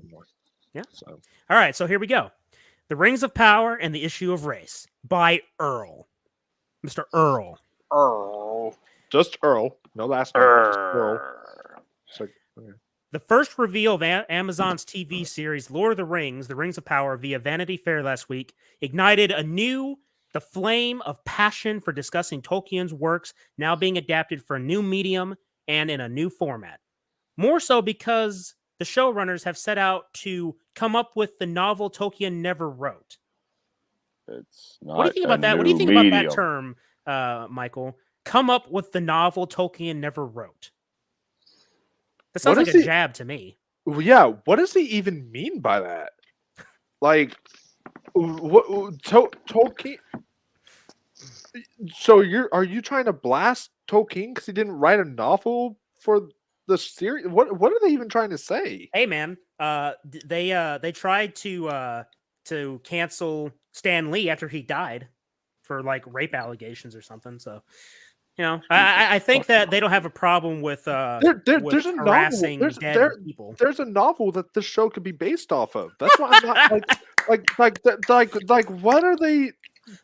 He wrote a novel. He wrote a prequel novel. What hey man, hey. It's just like Star Wars, man. Kathleen Kennedy said we ain't got no source material to do the sequel trilogy. Fucking expanded universe. Dumb fucking bitch. 10+ years of content written by fans. There you go. For the Second Age of Middle Earth covers a vast period of time spanning over 1,000 years, yet Tolkien himself, one might say, for all his numerous writings, both published and unpublished, almost neglected this period of Arda's history in comparison to the detailed stories he wrote concerning the events and characters from the first and third ages of Arda. And indeed, even those ages that preceded the first age, reaching far back in time to the very creation of the world before time itself began. Bold yet befitting of this sprawling legendarium is the title of the show concerning which showrunners J.D. Payne and Patrick McKay say. This a title that we imagine could live on the spine of a book next to J.R.R. Tolkien's other classics. Amazon's ambition to embark upon crafting such an original story, one that complements Tolkien's writings, stays true to the essence of his works, and will be judged critically by millions of hardcore fans, scholars, artists, and the industry itself, must certainly be applauded.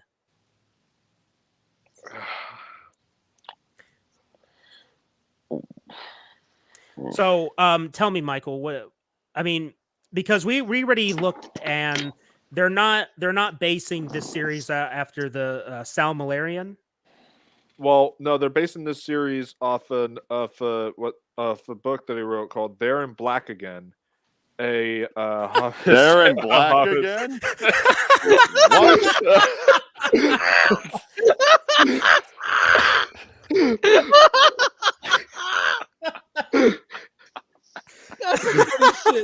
That is some funny ass shit, man. That's some funny shit, man. Oh my god!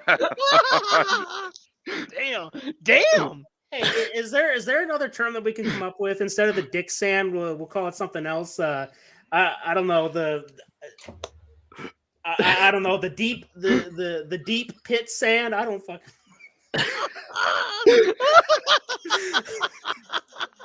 All right, this is what we all need to do. We all need to get on our social media platforms and start a new hashtag. Hashtag there in black again. That's too funny, man. That was good, man. That was good. Who initiated that shit? Because that was that'll be Michael. Yeah. There she is. Leave it to Wolfman. Leave it to Wolfman. Come on, everybody in the chat, if you're still here watching, start up a new hashtag, and you can, if you want to take any blame, just point it to Michael. He said it first. We all just laughed along with it. Dude, that's rich, hashtag man. there in black again. That is so rich. That is so rich. Oh man. Damn. That is. I needed that. Thank you, Michael. I think we all needed that. That was beautiful. We all needed it. All right. Behind the corporate logo that we are all familiar with are a group of passionate artists, showrunners, writers, production crew, and of course the cast. Many themselves Tolkien fans who have been working for the past few years and will continue to do so for the better part of this decade to bring to life beloved characters and stories that so far have existed only in word. The weight of responsibility to both honor Tolkien and please his legions of fans must be tremendous, and the initial wave of reactions to Vanity Fair's first reveal is telling of the enormity of this responsibility. We finally saw many of the leading cast as the characters they were chosen to portray. While most of the cast, such as Morphoid, I don't know, Clark's Galadriel. Galadriel, thank you. Owain Arthur's Prince Durin the Fourth. Who are these people? And Robert Aramayo's Elrond were generally enthusiastically well received. The reactions to the rest of the diverse cast was rather dismaying, shocking even. Whoa. Even those might be understatements. Wait. Is he saying that Galadriel was well received? Yeah. No. But she's not been well received at all. Has he at all followed any of the backlash at all? But look, that's very fucking telling. Think about that. Okay? Because what they're focusing on, what this website, what the OneRing.net is focusing on, is the race shit.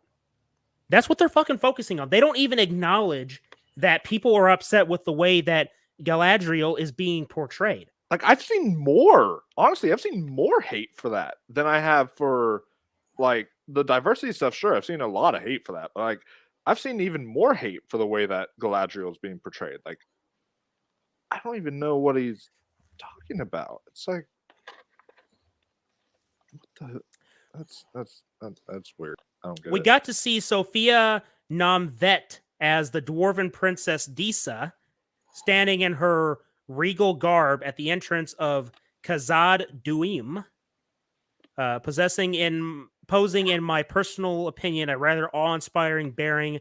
But rather than geek out over the fact that we will get to see this fabled dwarven realm when it was still full of light, food, and music, what many chose to focus on was the color of her skin. Now, I have a question for you, Michael. Have you ever heard of Princess Disa in the Lord of the Rings mythos? Is she somebody that has been there, or is this something that is brand Princess new? Disa sounds. Hold up. It sounds maybe. I'm trying to remember. I don't know if I'm not familiar with the Princess Disa. Okay, so no, so that's why I don't know her. She does not appear in any of the works of J.R.R. Tolkien. So yeah. Okay. So she's a non-canonical character. Okay. That's what I thought. Ismael Cruz Cordova's Arondir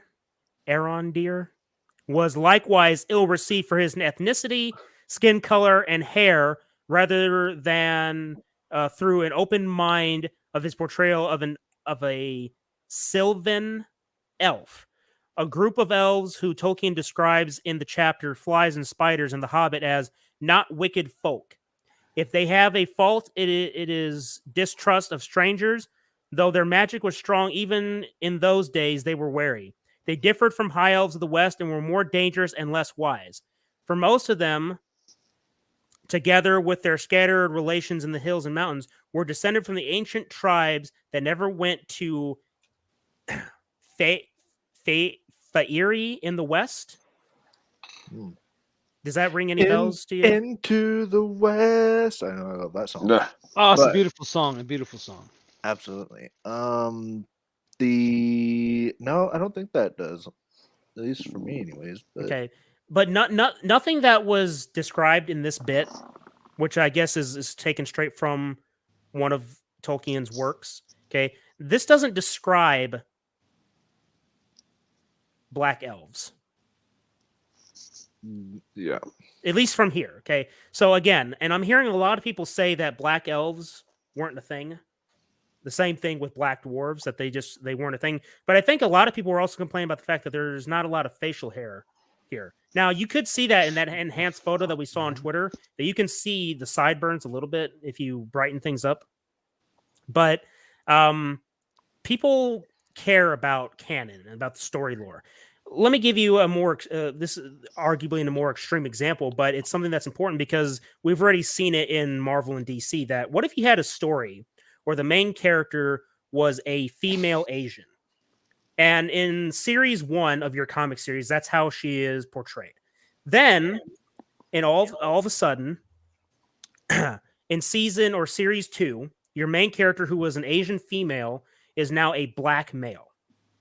Same character, but different race and gender. And they say, oh, well, this is always how it's been. Or this just happened because we needed to have it happen. Again, it's a more extreme and, bare bones example, but the point still stands. If you're changing pre-established characters out of nowhere, adding in these different elements that weren't there in the first place, do you really think that people are just going to lie down and take it? Normies will, because the normies don't care about lore. They don't care about canon. By the way, I heard someone the other day who was like, saying, "You guys don't realize there was like some black people in the Peter Jackson Lord of the Rings films," and this almost like sounded racist. This person was trying to like defend the show, and this honestly sounded even more racist. They were like saying how, and this is true, how there were some black people that was wearing makeup to play orcs. And that was their defense. They were like, yeah, there's some black people who were orcs in the film, and I'm like, but they're orcs. I know they're equating black people with orcs, right? What the fuck? No. He was saying that people were talking about how they had black people playing as orcs. Oh, they did. Just like Planet of the Apes, they had black people playing Planet of the Apes too, didn't they? Yeah. Yep. So what do we say about that? They took the fucking role. They got the paycheck. Shut the fuck up. Yeah. Exactly. They took the paycheck. So shut the fuck up. This is all bullshit, man. Hashtag Darren Black again.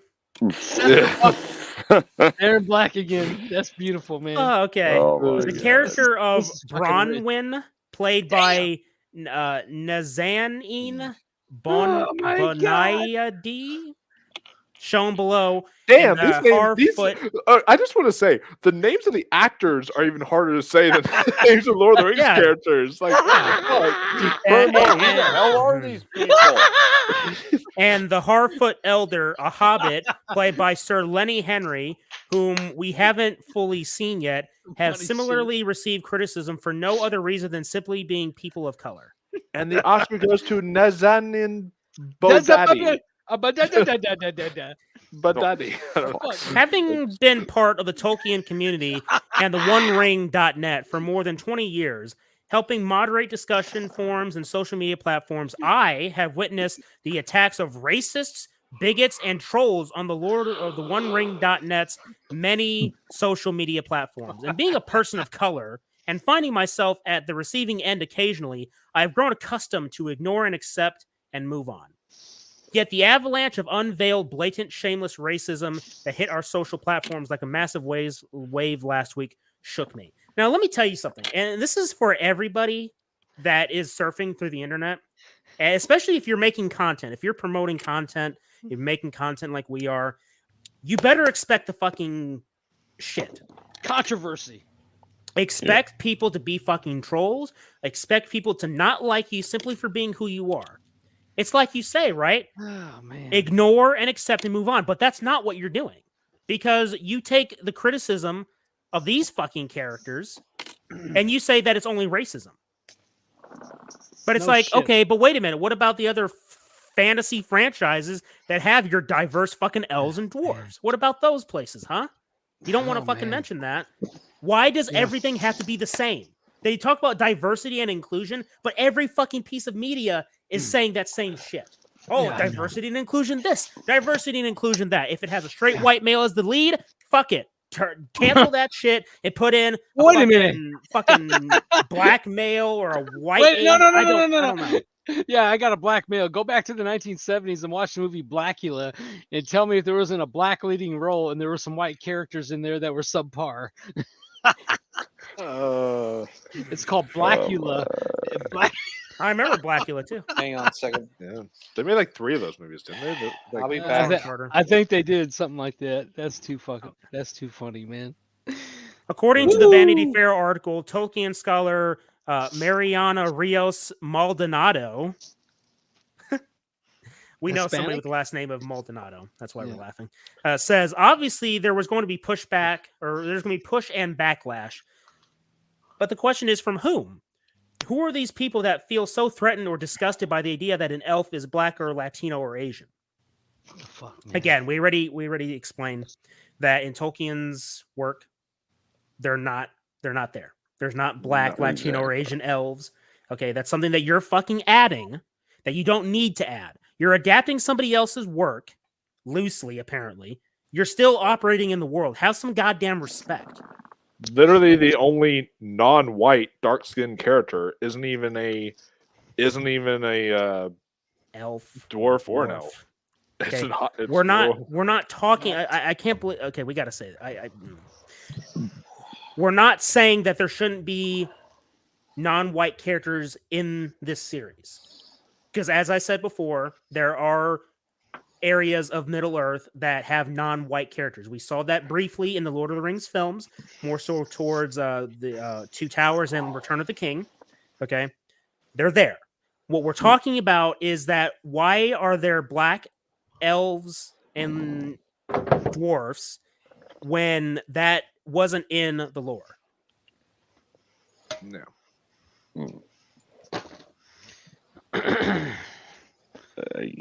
That's dumb. Yeah. Right. Hold on a second.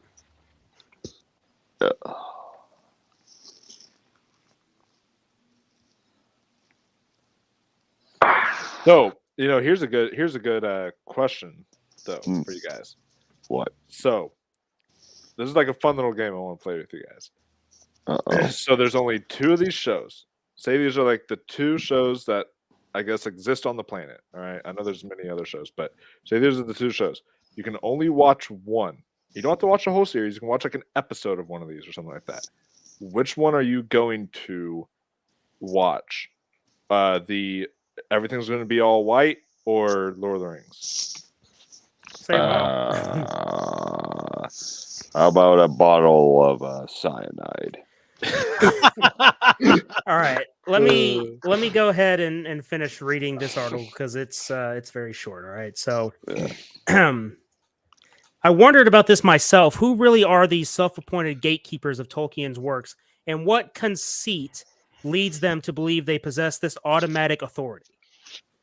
For Tolkien's writings have been translated in numerous languages and read by people of vastly different cultures and backgrounds, and surely their imaginations of the characters and stories are informed and influenced by their background, upbringing, culture, and surroundings.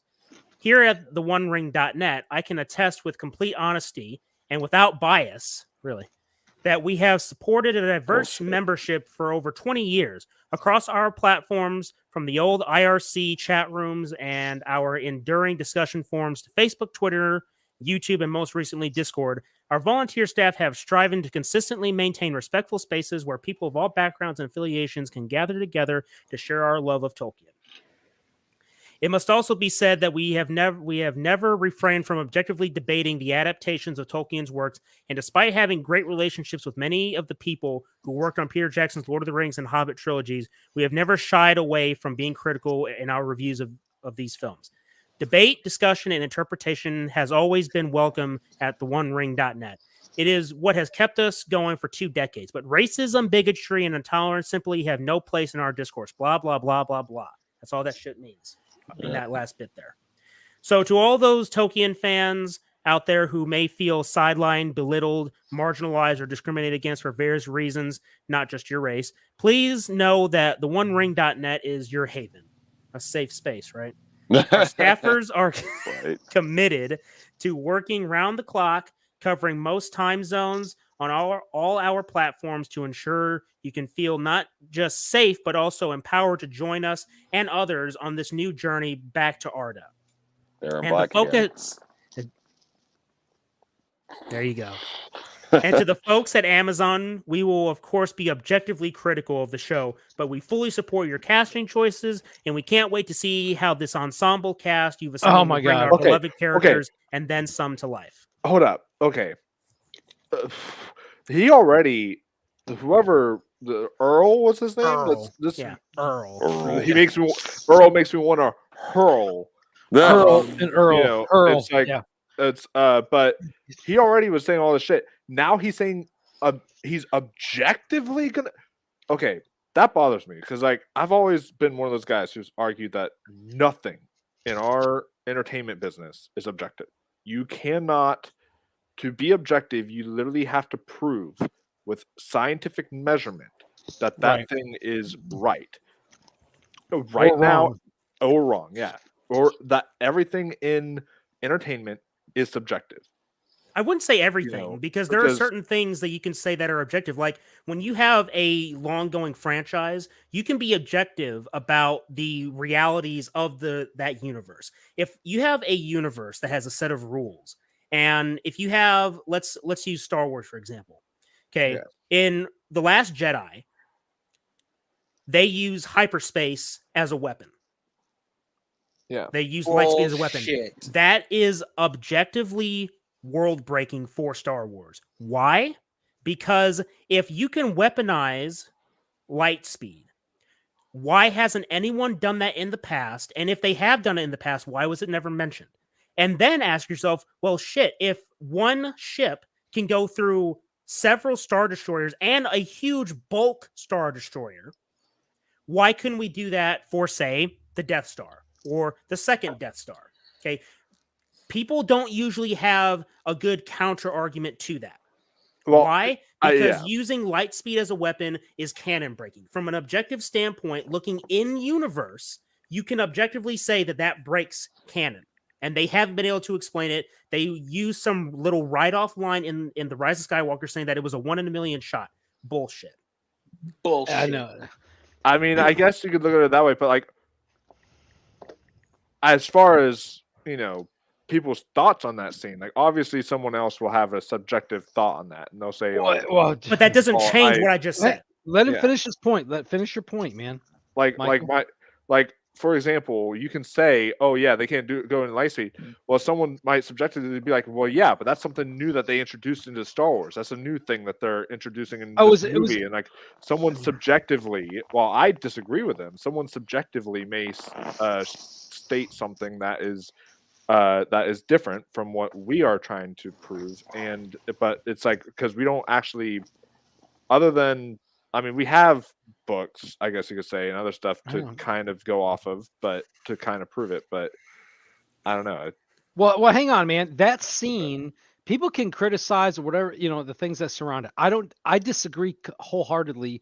Everything surrounding that scene. The scene itself was epic if it would have been properly placed. Yeah, but again, that doesn't change that. You bring up that somebody could say that, well, it's something new that they brought in. Bullshit, because you're telling me that one person at this time period with how many years we've had light speed, existing in Star Wars. Okay? Right, and they could have done. Remember, They you talked could about have it before. used the Holdo maneuver Right. a very long time ago, but no one I ever thought agree. of that. That is unrealistic. Again, objectively speaking, that is canon breaking because No, it brings up questions That's true. about why the hell hasn't anyone done that before. True, and nobody true. can come up with an argument because you're telling me that in the entire history of Star Wars, the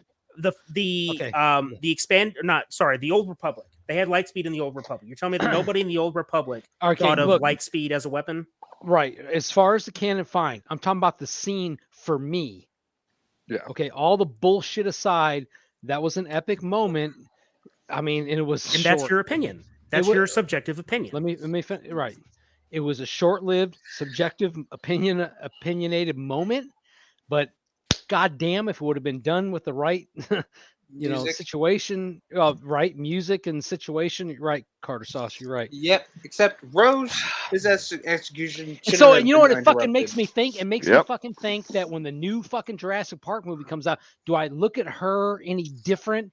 Do I just not go see the movie because of that bitch? Don't go see the movie anyway because it's fucking nostalgia baiting. Well, all right, I'm letting that go. Dr. Alan Grant is my favorite Jurassic Park character. I'm sorry, I have to support Yep. it. Whoa. Jurassic World Dominion. That's what this is. Wait a minute, Danner. You were saying whoa. You mean to tell me Dr. Malcolm is not your favorite character? I like Malcolm. No, Malcolm was like asleep in Jurassic Park 2. That's so okay. no. It's funny. It's his Jurassic Park 2 portrayal that totally not turned me off from the character. I still love Malcolm. He's my second favorite, but it's what made him my second favorite, not my first favorite. Because hey, I still love him in Jurassic Park 2. Yeah. Yes, that's how it starts. But next thing you know, there's running and screaming. I got something for that. But here's what I was thinking though: is like going to this show though. Like they're saying we're going to be objectively critical. Now, I obviously hate what they're doing in the show. You obviously hate what they're doing in the show. We all do right now as fans. But like a lot, like right now, they have a subjective matter on this thing. They're saying they don't feel this whole diversity thing. They don't feel all this stuff is bad. That's their subjective thing. So how can they be objective when looking at this and saying like, well, I mean, that's what I'm trying to wrap my head around is because if entertainment is subjective, then how can we look at this in an objective mindset rather than a subjective one? I guess because you can make objective opinions. Ooh. How the hell do you do objective opinions, right? You can make objective statements about the quality of how a film is being handled, like in regards for like video quality and whatnot. I guess I don't know. And then there's good question though. And then there's running and screaming. Tell it, Danner. Danner had the voice. Danner had the voice. Yeah. But yes. That's beautiful. Yeah. But I guess you could say like it's objective in the sense of like Tolkien, like we've mentioned, he's never had any of this stuff in his universe. So I guess you can look at it as like that's actual factual measurement, like scientific proof and measurement that you can say, hey, look, this is something that I have as evidence here that this has never been implemented. I got that picture of him on a T-shirt into the universe. So Kyle says, I'm not going to watch Lord of the Rings Amazon TV bullshit. Don't do it, man. Don't fucking do it. I don't have to worry about it. The Lord of the I will say I will I might want to review it on the channel only because I'm a huge Lord of the Rings fan. So if I watch it, it may only be for review purposes. That may be the only reason But I will say this though. If they do have like tatas and booties and all that stuff, I am gonna tap out. I'm gonna be like, sorry, I can't. Yeah, you're gonna tap out. Is that a tag team tap out? Tap out, or are you gonna tap out or fap out? Oh wow! But you know what? Hang on a second. I just want to say that my great white North friends need to go to Central America about tatas and everything else. Okay, no. Okay, really? You haven't because of that shit? You made me lose my train of thought. Thank you. Appreciate that. Big titties are everything. In the right format. You're muted for right now until you behave. Wow. Okay. So J-Man says, generally speaking, sci-fi has rules. That's what makes the first 2 Terminator films really great, is they follow logic and rules they set up. Yeah. Yep. I mean, the Terminator has its own set of interesting rules, but you're absolutely right, because look, and then they fucked over the franchise by with Genesis T3 or Terminator 3, Terminator Literally Genesis. everything after T2, and then what's the newest one that just came out? Fuck, why Shit can't I think of Dark Fate. Who cares? Call it shit fate. I never even saw it. So, but look, this is something important, because whenever you're doing a franchise or creating a universe, you have to establish rules. And when you establish those rules, you have to follow those rules. Because if you break your own canon, people are not going to take your stuff seriously. No. Hey, can you mind? You're distracting us. Okay, so I think that's gonna wrap up for tonight. I know it's late. We're going at 3 hours. We discussed my battery's dying. So I did want to mention 2 more things. So first off, what do you guys want to bet? I don't know if you guys want to make like a real like money bet or something, but what do you guys want to bet that they are going to have like a lesbian romance with Galadriel in this show? I wouldn't be surprised. Or some shit like you know that. what? Wait, It okay, wouldn't so surprise me. wait, Wolfman. So you might be moving down here to Texas in June, right? Yeah. And by that time, the series wouldn't have come out yet. So what we'll do is we'll get together. We'll get up at your place or my place, either one, and we'll all sit down and watch the shit together. We'll do like a stream. We'll do a live stream of watching it together. Have a Mega Movie Z and Dark Ether Files collab. We're just gonna sit there chilling, watching this shit. Like, oh, cannon break there, cannon break there. Oh, look at that! It's a sex scene, guys. I never imagined that we would be seeing Galadriel in a lesbian relationship getting it on. Ooh, sesame timbers. Oh my. Yeah. So, let's do that then, right? If everything works out, let's do it, because we gotta collab. You're gonna be in the same state as us. It's a fucking love affair. You're only gonna be 60 miles away. Double feature of like that, and everything's all white. There you go. Yeah. All right. Yeah. All right. Tanner, we gotta get you down. Wait a minute. Whoa, is it a double slit? Is it a double slit feature? Well, actually, it will be, because we'll slit our throats afterwards, probably. No, or I would just do this, or I would just do this, or it's kettle corn, Kansas. Oh, there you go, Danner. There you go. Just bring the rum, bring the Jaeger, bring the beer. I'll come with a wheelbarrow full of booze. And I'll be like, "Hey, Caleb, I know you don't drink, man, but today is like the only exception." Yeah. Fuck it, I'll drink to that. I'll drink to that. Hell, I'll drink to anything, right? All right. Last comment of the night, because I just noticed it here. Bacon, he says, you boys are streaming late. Yeah, we've had a very long discussion, haven't we, boys? It's been good. Like it's been one of our longest streams on this series. Wow, that's a record for us. So I want to thank everyone for coming on. Michael, it's great having you on again. We all appreciate your input, your education on the Lord of the Rings series, and I can feel your pain, because I too am a fan, and seeing the violation that's going to come, I'm just bracing for it. But remember this, that no matter what that fucking series is going to do, you can still have those 3 wonderful films. I will still have these on 4K that I can watch all the time, every day, all day, and I can just give it a middle finger. So, but yeah, I just want to say Len Hannon for having me on here, which is thank you in Elvish for having me on. Len Hannon to you. Thank you. There you go. Yep. Bacon says, great stream though, guys. Have a good night. Thank you, Bacon, for stopping by. Danner, this is the first stream since we've announced it. So Danner is our 4th co-host of the Warm Pop Culture. So happy to be here. Thank you for sticking with us, man. We appreciate you. Oh hell yeah! The four horsemen. There you go. That's right. Okay, I gotta mention these. I gotta mention this too because Bacon wants to put up some fighting hands. He says Harry Potter's better. Bullshit. Fuck you. Okay. I like Oh, the yeah, fight. those That's movies a are Harry right, Potter. you're wrong. Okay, he is right. Whenever the series will premiere, Harry Potter will be better than that. But no, Harry Potter. It's Harry not Potter. better than that fucking trilogy. That fucking trilogy is just And Harry Potter. You could argue Harry Potter might be better than the Hobbit trilogy, but it is not better than Lord of the Rings. Nothing will. Yeah. No, Actually, I like them definitely both. not.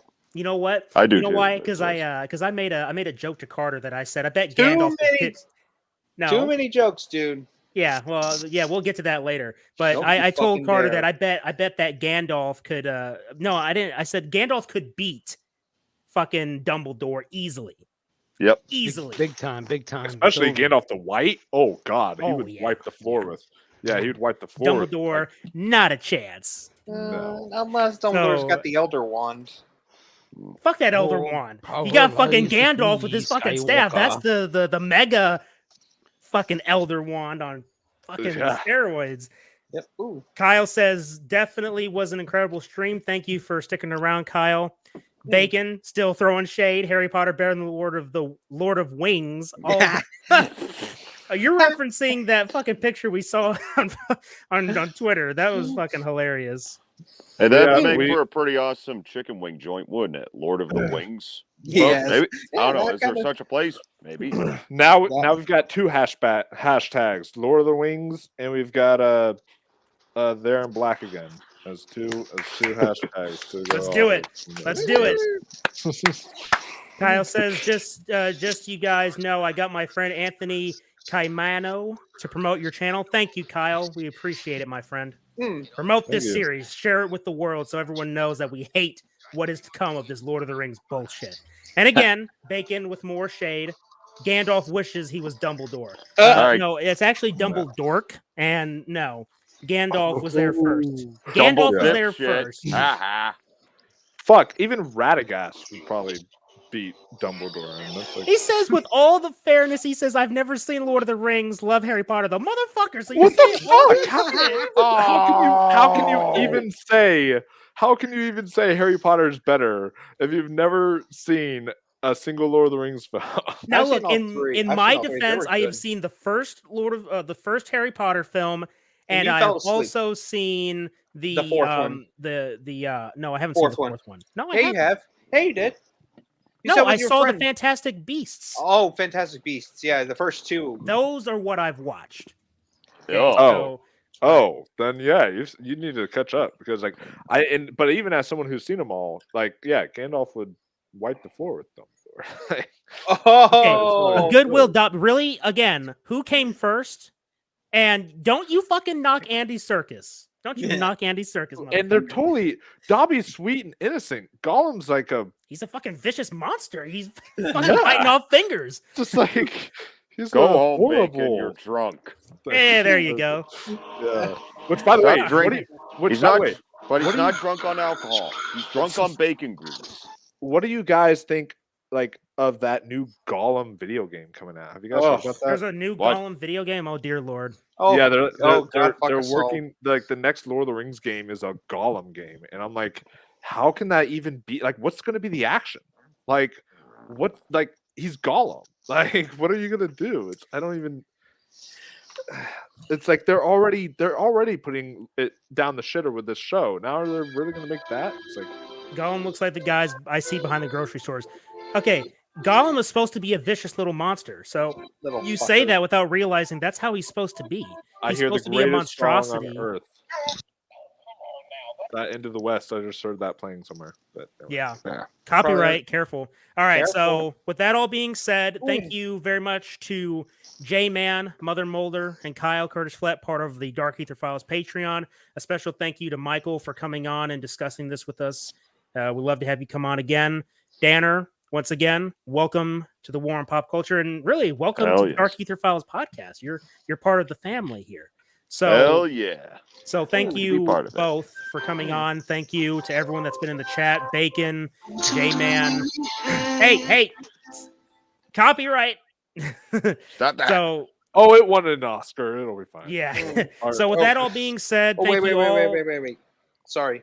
Oh, sorry to interrupt you, but just to remind you all that that next Friday, the 25th, the final Friday of February, is episode 3. A Special Agent Carter Sauce's Magic Projector. And and my co-host is Kyle Curtis Flett from Flett Lives. So if you want to watch it, the episode 3 is South Park, bigger, longer, and uncut.